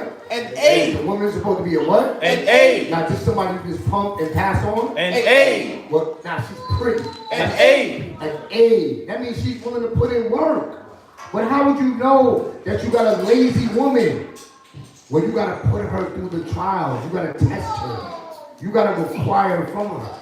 How do you know you got a woman she'll work for Esau, but she ain't working for the congregation. She ain't working for the body. She'll come to the feast, but she ain't cleaning up she ain't serving no plates. She ain't cleaning up. She'll watch everybody else do it, but not your woman. Because she purdy. She purdy. She nice. Read. An aid like unto himself. But see, it always goes back to us, brothers. If you look at your rib and it makes you want to throw up in your mouth, it's your fault. It's your fault. You got a woman that you shouldn't even been with. Because you took her for what? Read on. And now, O Lord, I take not this my sister for lust. But that's what you thought it was about. Read that again. No, you good. No. Read it again. And now, O Lord, I take not this my sister for lust. Did you even start off with this woman as looking at her as a sister, a Hebrew Israelite, a woman that was out here being used and abused by the nations? Wow. You was given the wisdom to show her who she is, right, and what she needs to do to please God, because she told she loves God, but she don't know that she has to keep the commandments. This is the love of God. What's commandments? All of them. Let's start with how do you eat? You don't care about how she eat. You take her to the sizzler. You take her to get the crab legs. In the truth. You tell her it don't matter. You don't put up no standards, so you don't even treat her like a sister. You treat her like a whore. Because it's only about your thrive, not what you're supposed to do as a man to build her up. Go ahead. I take not this my sister for lust, but uprightly. But what? But uprightly. Is that the conversation that night?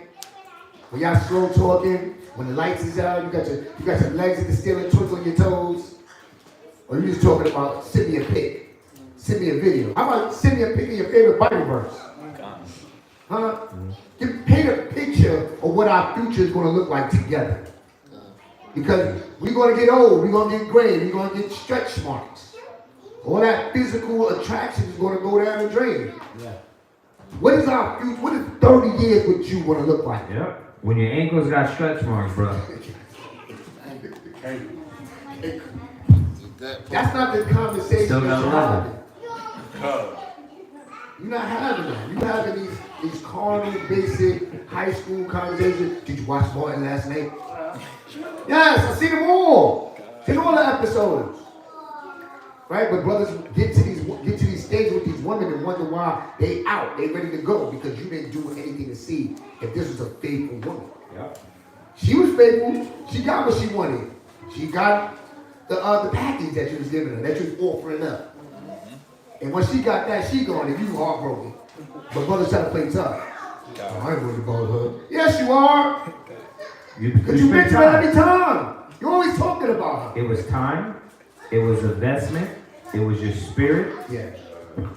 It like I said, it hurts. Especially when you're a fool. That hurts even more. Yeah. Yeah, I had you know, a friend we known each other for a long time, years, like probably like 10 years or something. We used to read Bible verses over the phone together and all Right. that stuff. And I was like, okay, let's give this a try. She was like, no, I want a rich man. I want somebody rich. Yeah. Oh. You know why? Because reading the Bible and doing the Bible is two different things. Right? This arena, being in a congregation, dealing with truth, you're going to have to not only speak it, but do it. So it ain't about our ribs talking about, yeah, they can do all this. We just said it. You can be online doing the whole thing, but it's different when you're around. Because when you got to serve that plate. Like you said, you'll sit there, you'll see everybody else ministering, but your rib will be sitting in the corner acting, smiling like, you know what, I'm going to let everybody do it. While other ribs, other women is learning what the virtues are. It's not about one man, it's about serving the nation. Right? All right, go ahead, finish it. Therefore, mercifully, ordain that we may become aged together. No, that's it on that. Go ahead, go back to the one where you at. Ecclesiastes chapter 6 and verse 26. Go last ahead. precept. Uh-huh. But give not thyself over to a light woman. Right, and that's a light-minded woman. Right? Her brain is what? She's slow. She's slow thinking. Right? Jump back. Ecclesiastes 26. Ecclesiastes chapter 26 and verse 4. Go ahead. Whether a man be rich or poor, if he have a good heart toward the Most High, he shall at all times rejoice with a cheerful countenance. Why is it saying that? We're talking about how to gain a virtuous woman. What it's telling you is you're not looking at the right thing and doing the right thing. Whether you're rich or poor, if you're in the spirit, you're content. The reason why you're so rash to choose these women is because you're not content. Godliness with contentment is gain. So you have to change your mind to understand that I got to be content now. The Most High got me in this low estate without a woman because I made mistakes. I don't want to jump in these relationships again and keep making the same mistakes, right? So I got to what? I got to go according to what the Most High got me going. Y'all see this? That's why it's saying, if ye have a good heart toward the Lord, he shall at all times rejoice with a cheerful countenance. See, but a lot of times is that you're antsy, you're out of order, and you start pulling all these things to you. Russ, what's that? Can we get a definition on consent? Content, yeah. Look up content. Read on. There be three things that my heart feared, and for the fourth I was scored afraid. The slander of a city, right? The gathering together of an unruly multitude, Go ahead. and a false accusation. All these are worse than death. Go ahead. But a grief of heart and sorrow is a woman that is jealous over another woman. You knew this woman was a jealous woman. You knew she was a jealous woman. Why'd you still get with her? You knew she was jealous. She told you straight out. She acted that way before you laid together. Why? She was on your Facebook deleting your cousin? Yeah. That shit ended up even back. Like, dang, You knew. my cousin? But you still got with her. We're gonna figure out. I want y'all to answer. Why'd you still get with her when you knew she was a jealous type? Go ahead. What you got? Consent. No. We're gonna read consent. But I want y'all to answer the question. You knew she was jealous, but why did you still get with her? Go ahead, read content. It says, rest or quietness of the mind in the present condition. Don't go to the bathroom. Nobody's going to the bathroom. Get your ass back over here. I'm just making nobody's going to the bathroom.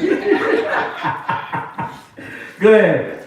It says, rest or quietness of the mind right. in the present condition. Content.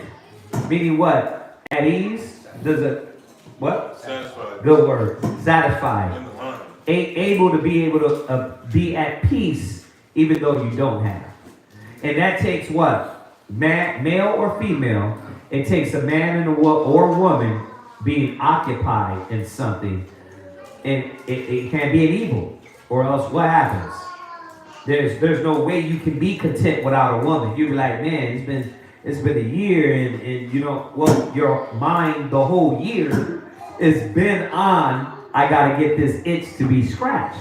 So you gotta go in your mind and be able to say, okay, what am I gonna be occupied in when I am a single man? You know what I mean? You definitely can't be on the internet. That can't be your focus. You definitely can't be in the streets trying to be around these things. You understand? So it takes you what?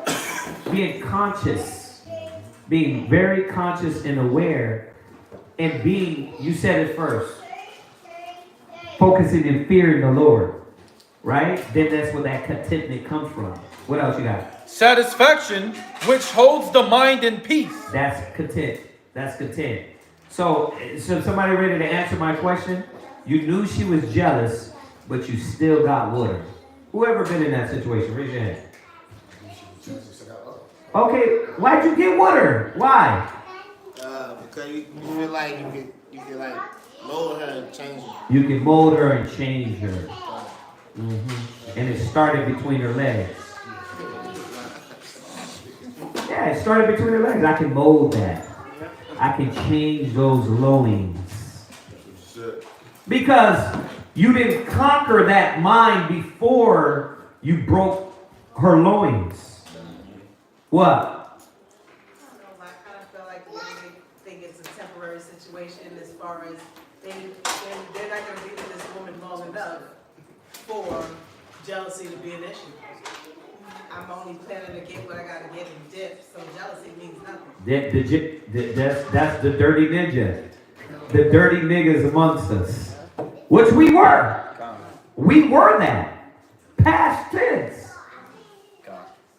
The class is about what you do from here on out. Like, we know. We've been through the pain. We've all been through it. What are you going to do from here on out? Are you still going to look for the wrong qualities in these women and be motivated by the physical? Or are you going to say, yeah, it take a year or two, I don't care. I ain't putting myself back in that position again. Court dates? Hell nah. Cash being took? Hell nah. Her trying to take the house? Hell nah. Yahweh gotta send her up to me. Right? It's called a pay-per-view event. Yeah. Y'all be having domestic schools. The whole, everybody in the neighborhood knows. They call the cops came to the house again. Yeah. The priest said know y'all about first name basis. Y'all fighting every night. That's what y'all want to go through again? Not me. Right. The Most High is showing us, right? So why'd you get with her if you knew she was jealous? The attention sometimes. You said what? The attention. Because she's jealous. I don't know. It make you feel sometimes. Yeah, see? It's called backwards thinking. It's like abused people that go deal with abused people. Hurt people hurt people. Hurt people, what? Hurt people hurt people. Hurt people hurt people. So you want that because just listen to what you're saying. You're saying all those things were good to you. Until like it becomes expensive. That's Side is cut. That's the punishment. That's the punishment. Windows broke. That's the punishment. The Most High is reminding you, because your actions and the lack of wisdom, this is what you get.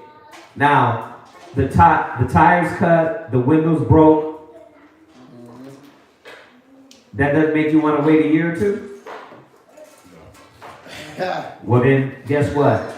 You're a typical black and Hispanic that I keep learning the hard way. That's the way it's gonna go. If that ain't teach you, then you'll keep learning. Right? Doing it again and again. And then, Insanity. yeah, it's crazy.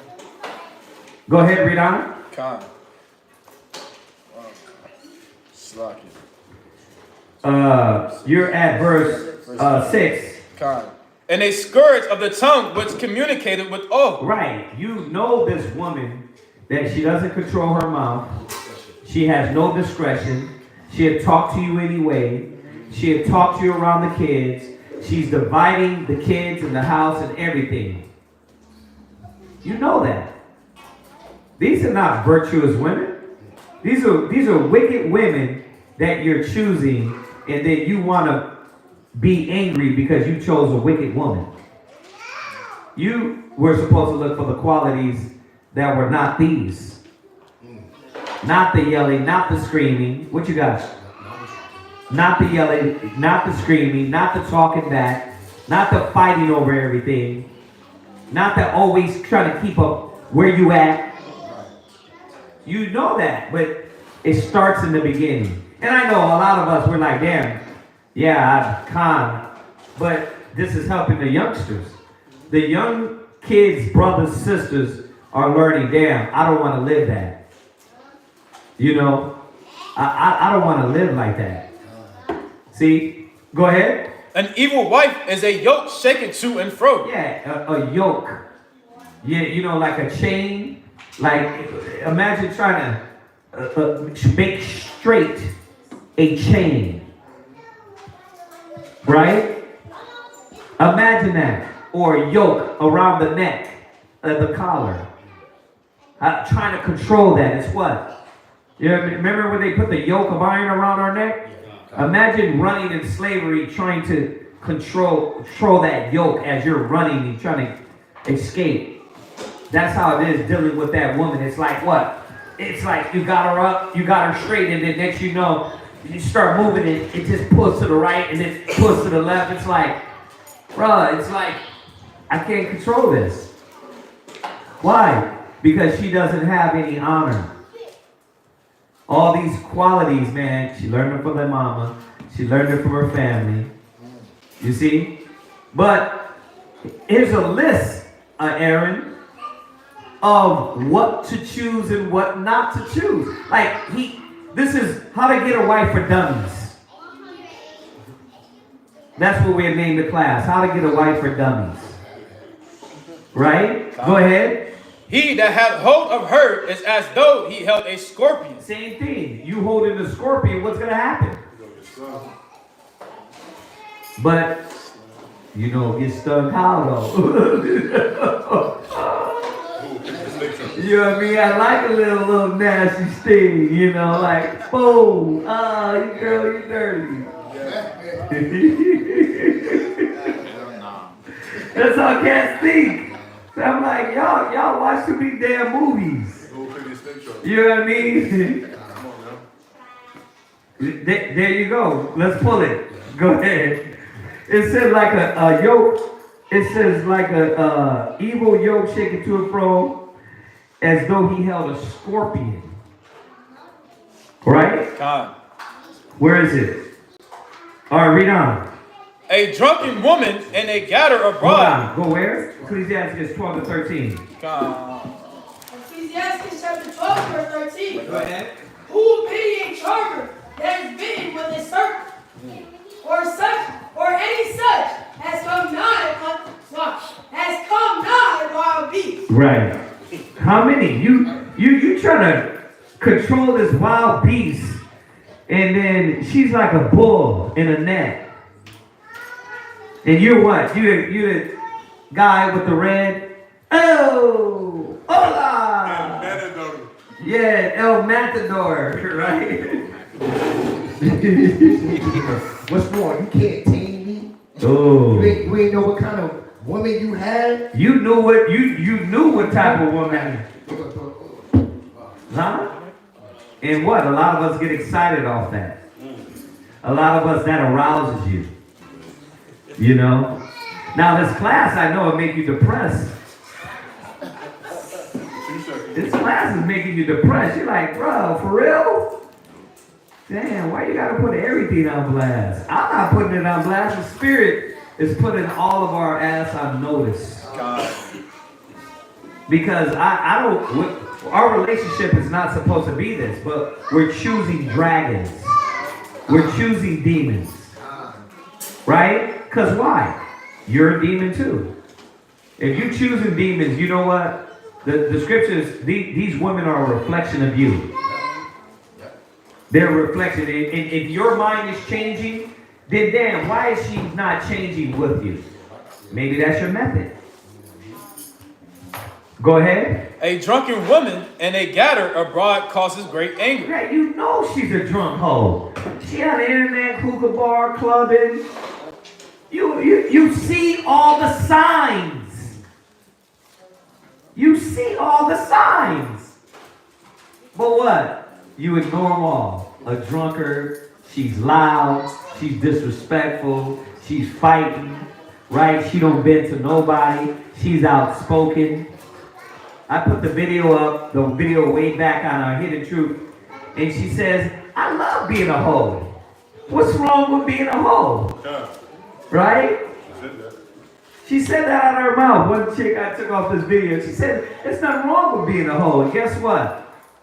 You got brothers that still know she'll say that and still choose them. And then still try to act like what? I'm going to put a dress on her. I'm going to make her wear a head cover. I'm going to make her teach my kids. Read, come on. And she would not cover her own shame. And this woman that's out in the street, she will what? Not cover her own shame. Right, and you see them on the street. So, what's the nastiest thing you did in bed? Well, I remember it was 3 guys in 1 cup. You're like, oh, okay. But she's what? You be like, bro, she's fresh face, dark hair, right? You like them dark skin, she'll be chocolate. You like them light skin, she'll be your black hair, she had that nice porcelain Issacharite, fresh, eat from fresh, right? You be like, damn. But she let 4 guys, Batman and Robin. What the girl said the other day, is 82 bodies too many for a 24-year-old? 82 bodies for a 24-year-old. That means you was having sex when you was 9. That's a kill streak? That's Newtown. That's Newtown right there. Oh, the 24 kill streak? Yeah. Newtown, wow, what? You were talking about the Northern Kingdom. The passport bros, they be going out overseas. Yeah. And I know a couple passport bros, and they tell like our sisters out there to get filthy, like get real slutty. Yeah. And then they with them for they get a big mansion, a big house, all the passport bros. Yeah. And bring the shorty, the girls. Yeah, it'd be a Diddy party. God. We already know. That's why I said Diddy ain't the only one. God. This lifestyle of lust, flesh, fornication, defilement, this is in the fabric of our community. That little monkey, Lil Wayne, started it way back. You hear him write about the trains, about what they was doing with women. Every girl in the world. Girls that kiss girls, all that. Diddy ain't. He been doing that since the 90s. Since before that, since the rap game started, and they felt like they can act like the white man, right? That's what life is to them. See, but the signs are here, so we can go through the checklist and say, okay, virtuous woman. All right, this is what I'm looking for. Okay, she's a Scorpion. Oh yeah, she's a Scorpion. Let's check that off the list. Oh, she's a drunk. Damn. All right, she's not a drunk. Let's check that off the list.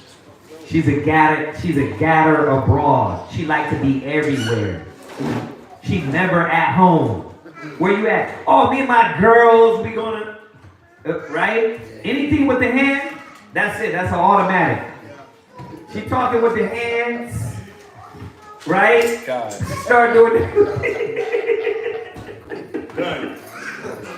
She start doing that with the neck, bro. Those demons, it's over. It's over. Go ahead. The whoredom of a woman may be known in her haughty looks. You know, she she's like Doja Cat. She like, I'm a hole all in her eyes. She like, damn. But those eyes are enticing. She breaking my spirit right now. Woo! That's exciting. I feel thrills. Electrifying. I feel chills. Chill. See, look, he know he's gonna grease. I was the one black guy. Yeah. Right? Huh? You wanted it all caked up. You wanted her. You like we going in the eyelid or the what is it? Eyelashes. And brothers is like, what's wrong with that? I like my ribs when shit talking to me, huh? Right? She high-fiving cats. And you're like, but she don't look like a hoe. That's what you want? The persona that you want your ribs to come off on? You have to understand what you're doing. You have to understand what you're choosing. It's your choice. Right? Okay, so you're not a whore, right? Because you don't sleep with a lot of men. But there's a lot of women, like, what's this guy? Aisha Curry. Right? Stephen Curry's wife. She's a whore. She said it. She's an attention whore. She needs to she posts her selfies online because she likes the attention from married men. But don't you see that same red flag in women that you did? Like, again, I'm loving it. If I did have to, it's right there. Why do you have 1,000 selfies? Why do you have so many pictures? Because you're doing it, you love the attention. You love the likes. What my rib told the sister the other day, sis, why you put that online? She said, well, it was to keep like a record. Negro, you got a photo, you got a hard drive on your phone. If you want a record of what you're doing, you take the picture, that's to yourself. When you want everybody else to see you, how cute you are, you online doing your cute look face, right? That's what you're doing. The lips is out, the body's out, you know what? I got my head wrap on, but I still look good, meek look. Right? Well, who are you throwing it at? Everybody. Who are you throwing it at? But all the signs are there, and you're still Joe Dummy. Pepe Le Pew, what? Floating to the what? To the aroma, to the funk. To the funk. To the funk. To the funk. What? See, like Carl was saying, like, why you got 100 selfies on Instagram, but your husband only got 2 pictures of you? Yeah. Right. Your status is still single. Oh, we going into the depths of order. Go ahead. And eyelids. If thy daughter be shameless. Right. And she be what? Shameless. Go ahead. Keep her in straitly. You should have known, like, you still letting her bob around with her friends when you know when they get together, it's a whole party. That's when her neck start popping more. That's when she start talking. She don't talk with her hands, and then her friends come around, and then she what? She leaning.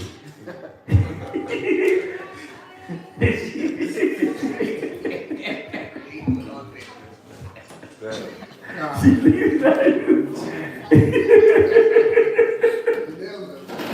Go ahead. Lest she abuse herself through overmuch liberty. And she do what? Abuse herself with much over liberty. And she do what? Abuse herself through overmuch liberty. Because you don't create a hedge around your wife.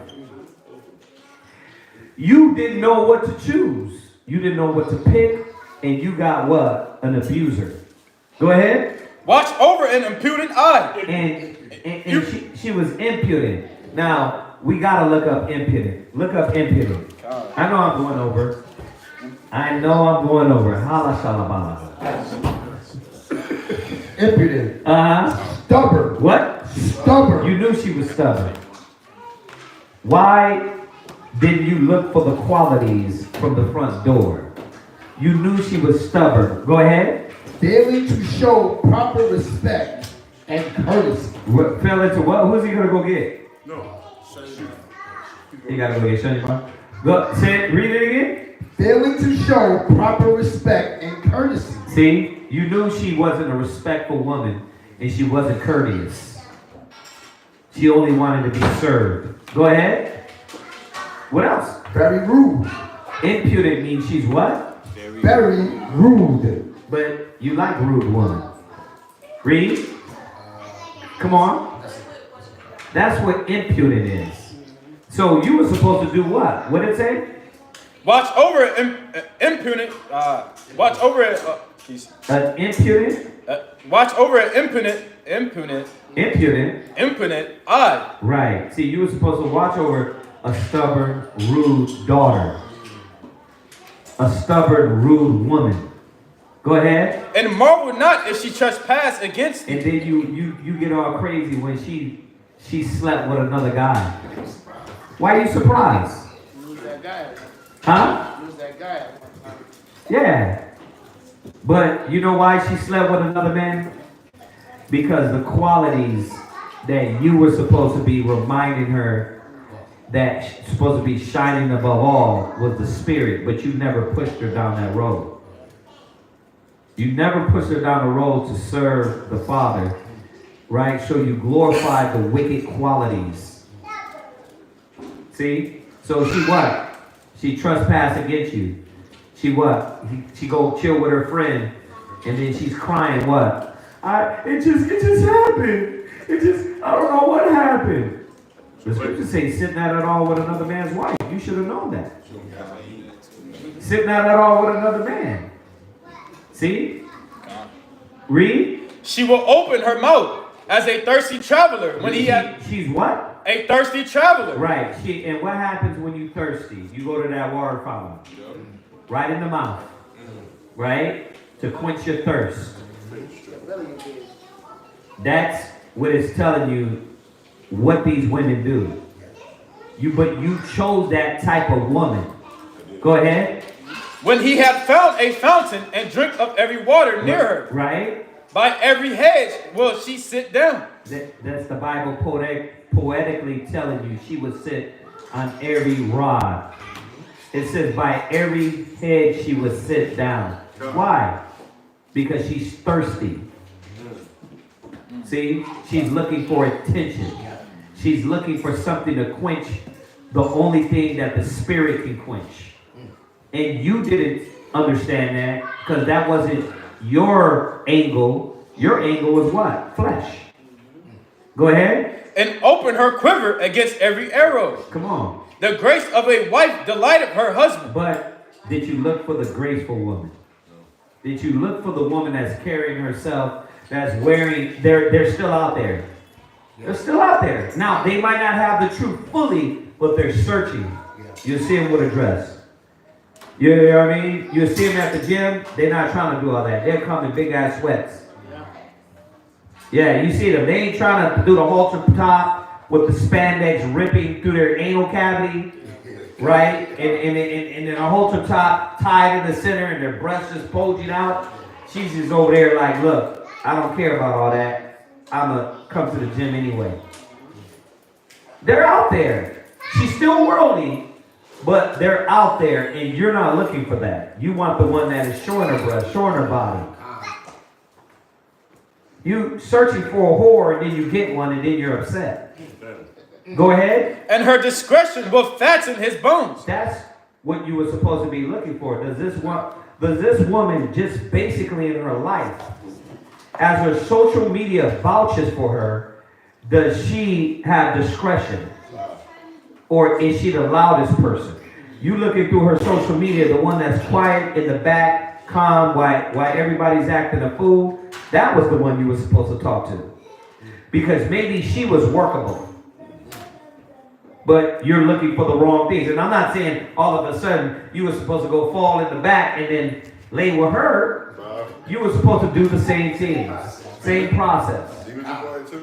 Go ahead. A silent and loving woman is a gift of the Most High. Silent. I like it loud. Loud is fun. Silent is boring. What is a silent woman? See, it's not saying she's a mute. Right. It's not saying she's a mute, y'all.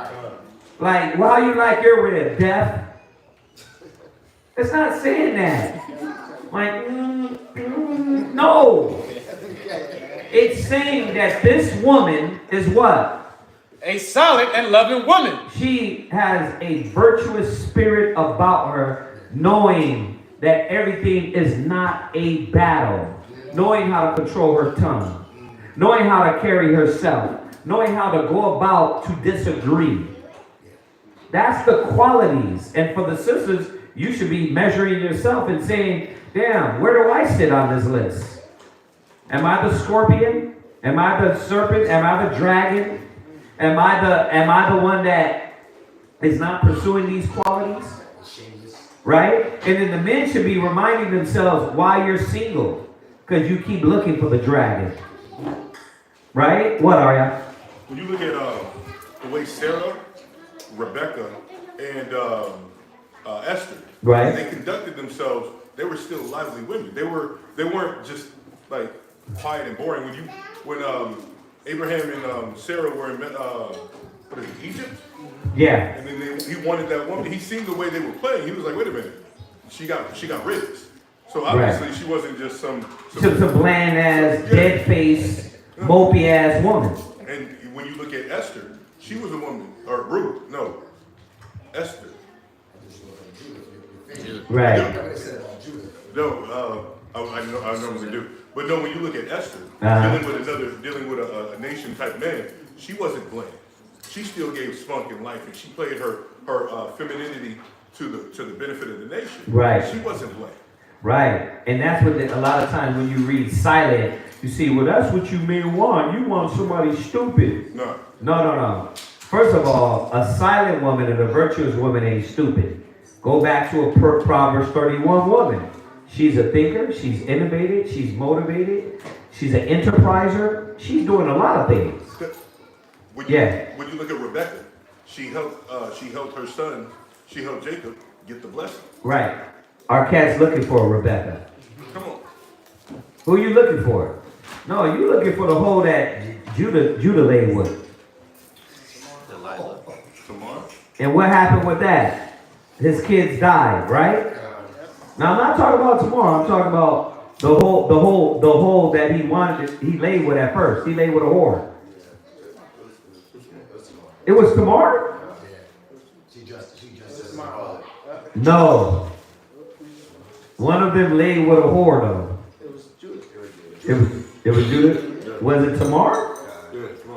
No, Tamar snuck in. Okay, so let me reword what I'm saying. The whore Judah was looking for. He was looking for strange, yeah. He got Tamar. Yeah. Well, Tamar came in for another reason. Right? She for God. Right. But we should go through the list and be able to know what we're looking for. We should be able to measure. Go ahead, read. A solid and loving woman is a gift of the Most High. See, you want that gift, but are you serving the Father? Everybody wants the Most High to bless their works, but are you serving the Father? Is your motives on, I want to bring this woman to the Father, or is it what? Let me just have another woman and have sex with her. Go ahead. And there is nothing so much worth as a mind well instructed. Could this woman be instructed? Why are you looking for a woman that can actually get wisdom? That when you tell her something, she's like, damn, I didn't know that. That's crazy. Oh yeah, where's that at? Like somebody that wants wisdom. You looking for a woman that is literally like, nah, I don't believe that. I don't believe that. I gotta Google that. See, go ahead. A shamefaced and faithful woman is a You're not looking for the shamefaced. You're looking for the flamboyant, pounds of damn makeup, right? You're looking for that. Read. And faithful woman is a double grace. That's grace. That's a double blessing. See? And they are there because they're in here. The kingdom ain't gonna be a bunch of hairy ass men with beards. It's gonna be righteous women as well that desire the qualities and characteristic that the Most High set up. Go ahead. And her continent mind cannot be In her divided. continent. What is continent? Spell that word. CONTINENT. CONTINENT.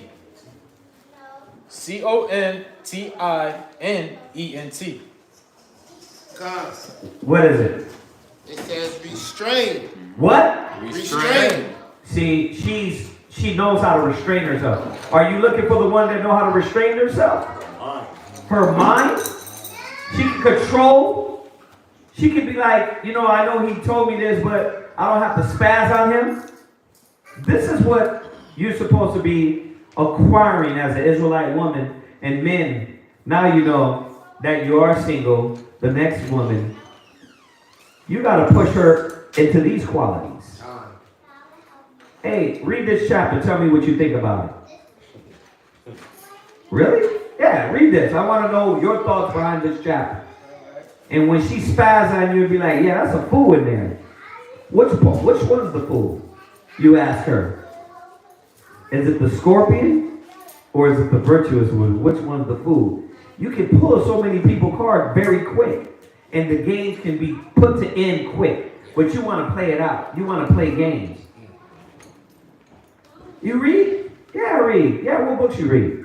I read, oh, that's dope. Oh, yeah? How's that book? I didn't read it. Oh, yeah, and then like, you know what? Read this. Tell me what you think about it, since you read a lot. Go ahead. As the sun when it riseth in the high heaven. Right? So that's what your wife is supposed to be doing. That's what quality your rib is supposed to have. That's what quality you're supposed to be looking for. That's what quality you're supposed to be nourishing. That's what quality you're supposed to be motivating the woman to be. Those are the qualities that Yahweh said he will look upon a woman and say, man, she's acceptable. Go ahead. So is the beauty of a good wife. Right. And the ordering of her house. It doesn't mean a woman can't be looked on for her physical appearance, but it's not about her physical appearance. What makes her beautiful? The qualities of this virtuous woman. And the problem is that, think about when's the last time you dipped into a virtuous woman? You would still be with her if you did. You would still be with her if she was virtuous. Because you would know. Go ahead. As the clear light is upon the holy candlestick. Right. So is the beauty of the face in ripe age. Right. That young, ripe, righteous age. See, that's why I'm going to say this to you young women. You got to understand, you do have the beauty, you do have the youth, but do you have the quality of a righteous woman? Or do you want to combat? You know how you know? Are you doing it right now with your little brother? If you're going back and forth with your brother and you don't know how to curl your tongue and you're disrespectful to the youngsters around you and you got an attitude to your father, are you being raised with these virtues or are you denying them? See? Are you like, you always got to say something back? You always got to be disrespectful. The qualities of a virtuous woman. Go ahead. As the golden pillars are upon the sockets of silver. Right. So are the fair feet with a constant heart. Right. With a constant heart. Right. Constant.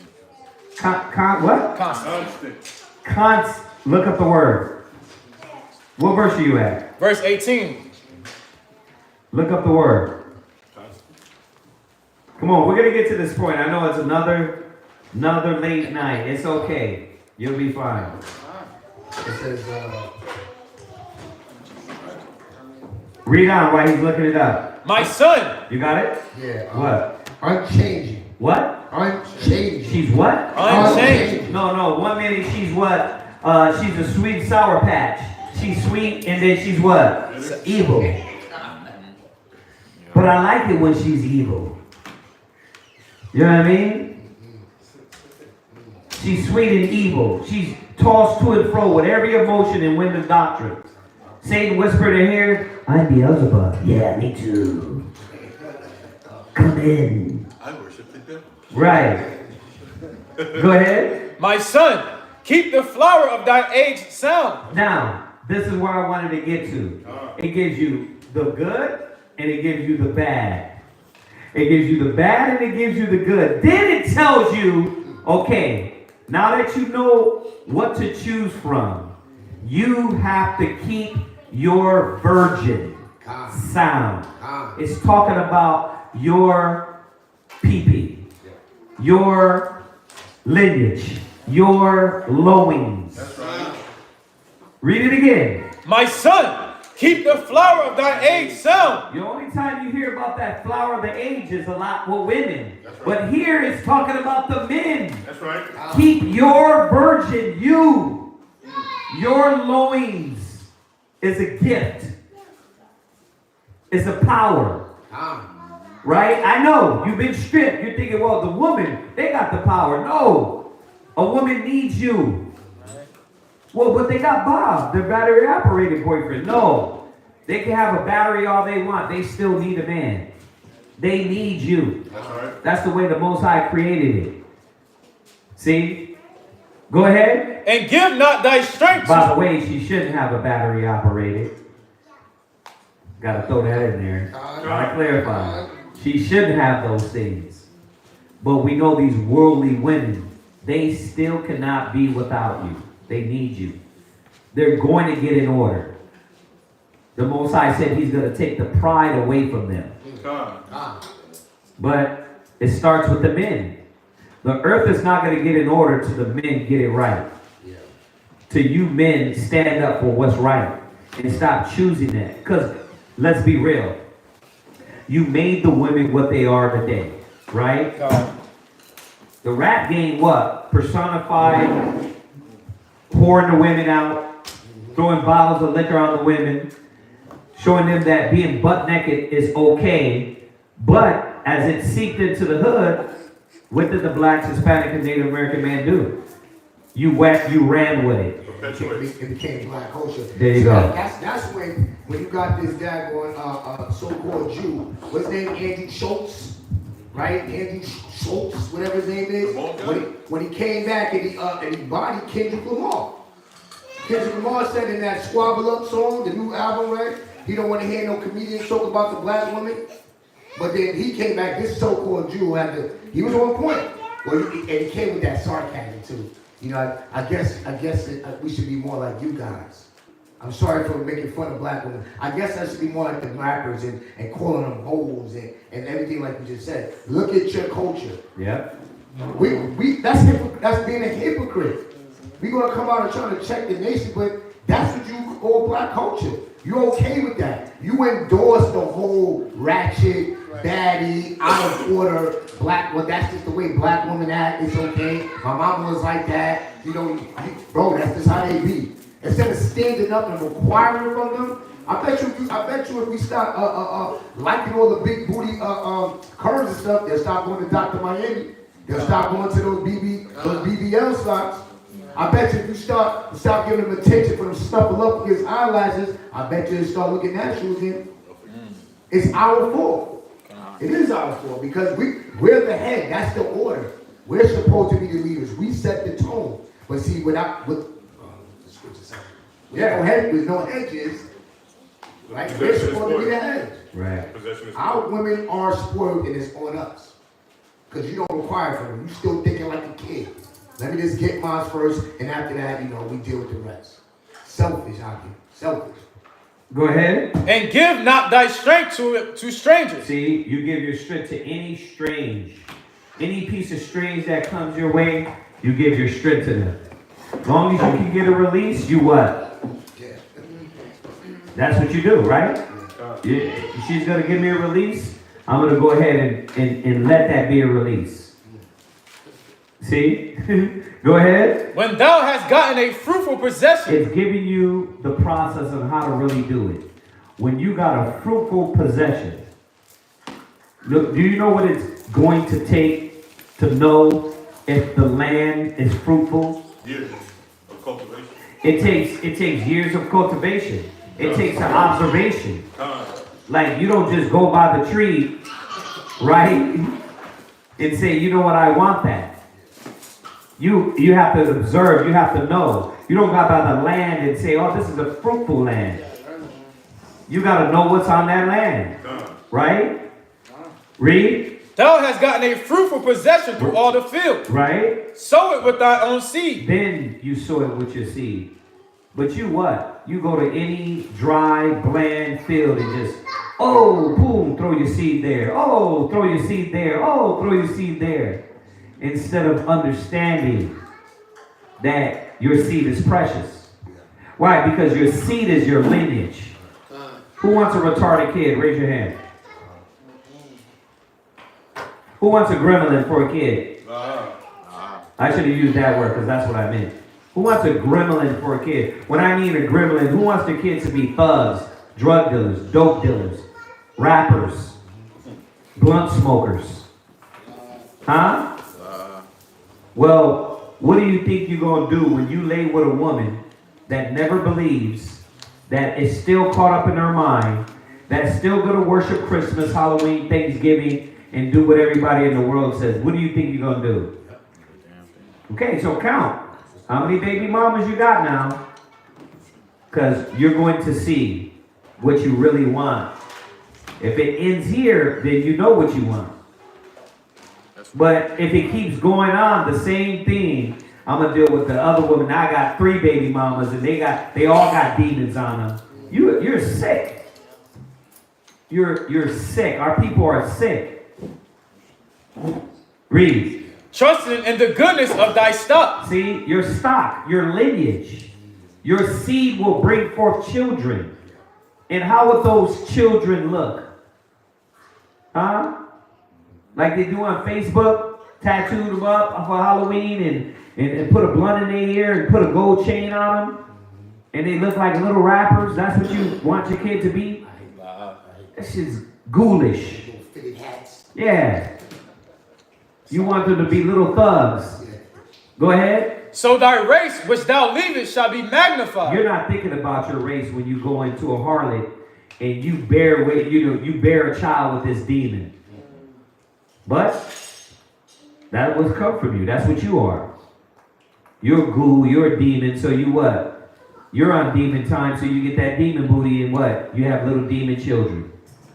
Go ahead. Having the confidence of their good descent. See, when you deal with a woman and you analyze this woman, are you saying, I'm confident this woman is going to be with me? This is going to be a good descent. These loins are the good loins that's going to bear children and keep my house right. Or she's going to leave me. She's going to break up with me. She's going to argue with me. She will not follow my leadership. Go ahead. And harlot shall be accounted as spittle. Which one do you want? Which one do you want? Well, I told her open up your mouth and I spit in her mouth, Oh, boy, it's fun. No, that's what's enticing to cats. Cats like that. She what? She do it all. You like that and then you're like, damn, why is she like this? Because you taught her how to be a whore and then you want to dress up to be a righteous woman. You gotta put your head wrap on, but you were just bat ramming me with a bat behind the doors. How can I even stomach and be righteous right now in front of everybody? You know what we was doing. Like you're whoring this woman out, and then you expect her to personify a righteous woman. This is why it says, "Make not whores of the daughters of Zion." God. It's you, black man. It's up to the men to stop this madness and to really choose the right way. We'll be here to 12, y'all. Does anybody got any question on that? We're going to end it right there. I was going to go through the whole chapter, but we're going to be here all night. Part 2? Part 2? Part 2. Part 2. Everybody got to catch that. Any questions? Yeah. What did I say the name of the class was? What to look for in a woman? No. Hell no, I didn't say that. What was it? How to find a wife for a smart man. For a dumb. Oh, how to find a wife for dummies. I like that. Yeah, that's what it was. How to find a wife for dummies. How to find a wife for dummies. Does anybody got anything online? Any questions?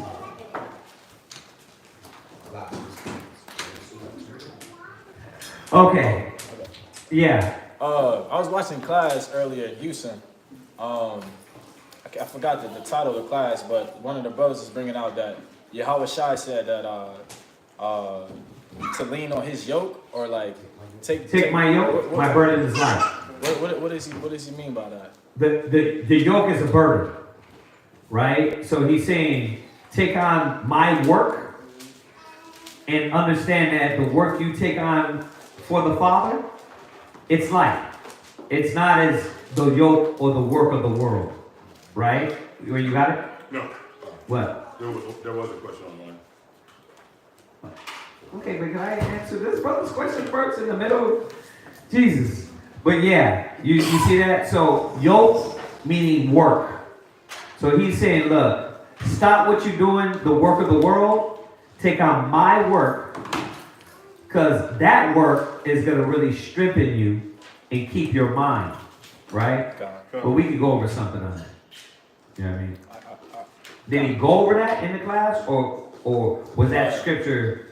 To be honest with you, sometimes when I throw in the class, even if I'm like doing this, like I was taking a nap after work, but I put it on. And Well, go back. Go back and listen to it.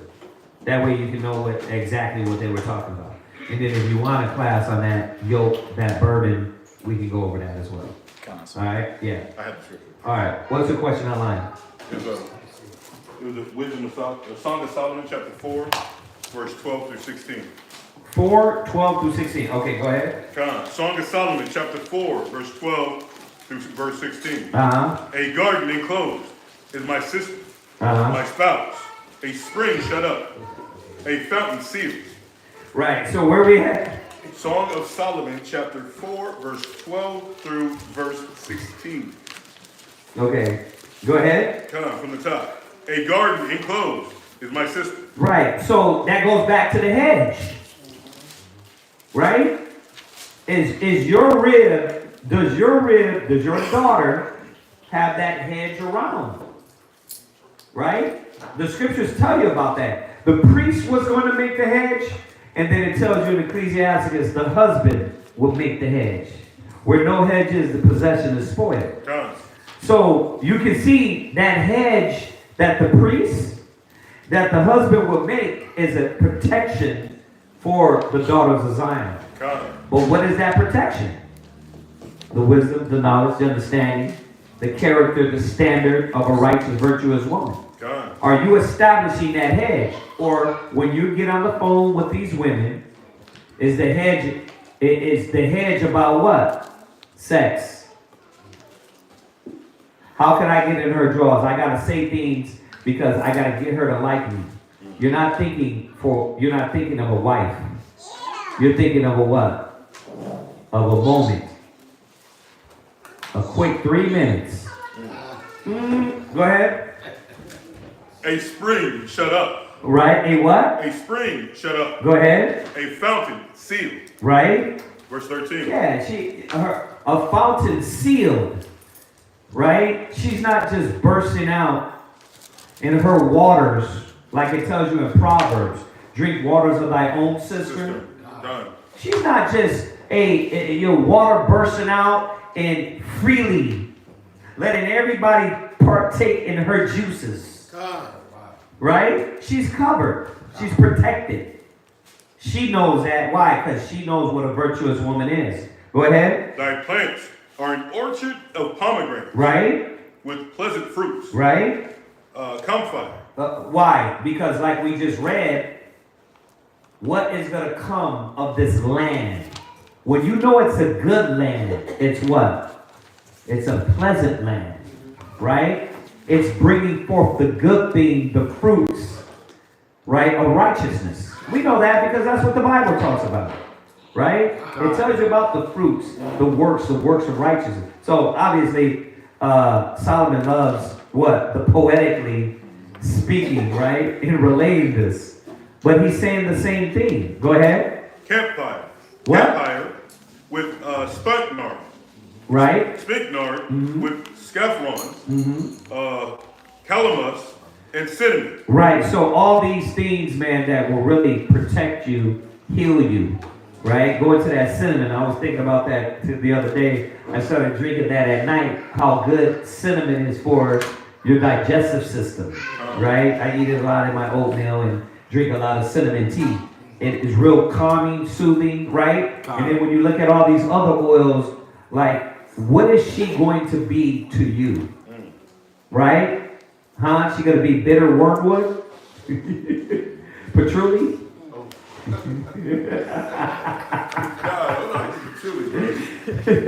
No, you gotta mix something with that patchouli unless your ass smell like dirt. Right? Like you in a weed party. Going back, the scriptures is showing us she's gonna be ointment. She's gonna be an oil. Medicinal, right? Where you at again? Song of Solomon, chapter 4, verse 14, third precept. Go ahead. Songs of Solomon. Songs. Go ahead. After Ecclesiastic kiss. Go ahead. Teas, I'm sorry. Uh-huh. With all trees. Right. With all trees of frankincense, myrrh, and aloe. With all the chief spices. Right. A fountain of gardens. A well of living water. Right. A well of what? Living water. Right. Now, when you look at Solomon and how he relayed things, it was almost like women, right? But it was also the spirit, right? That's why he came back in Proverbs and it says, drink waters of thy own cistern. When you even look at that Proverbs chapter, it goes twofold. It talks about wisdom and then it talks about a woman, right? So both things can be related to this. Y'all see this? Go ahead. And streams of Lebanon. Right. Verse 16. Awake, O north wind, Uh-huh. and come thou south, blow upon my garden, that the spices thereof may flow out. Mm-hmm. Let my beloved come into his garden. Right. So what is going to come from this? Huh?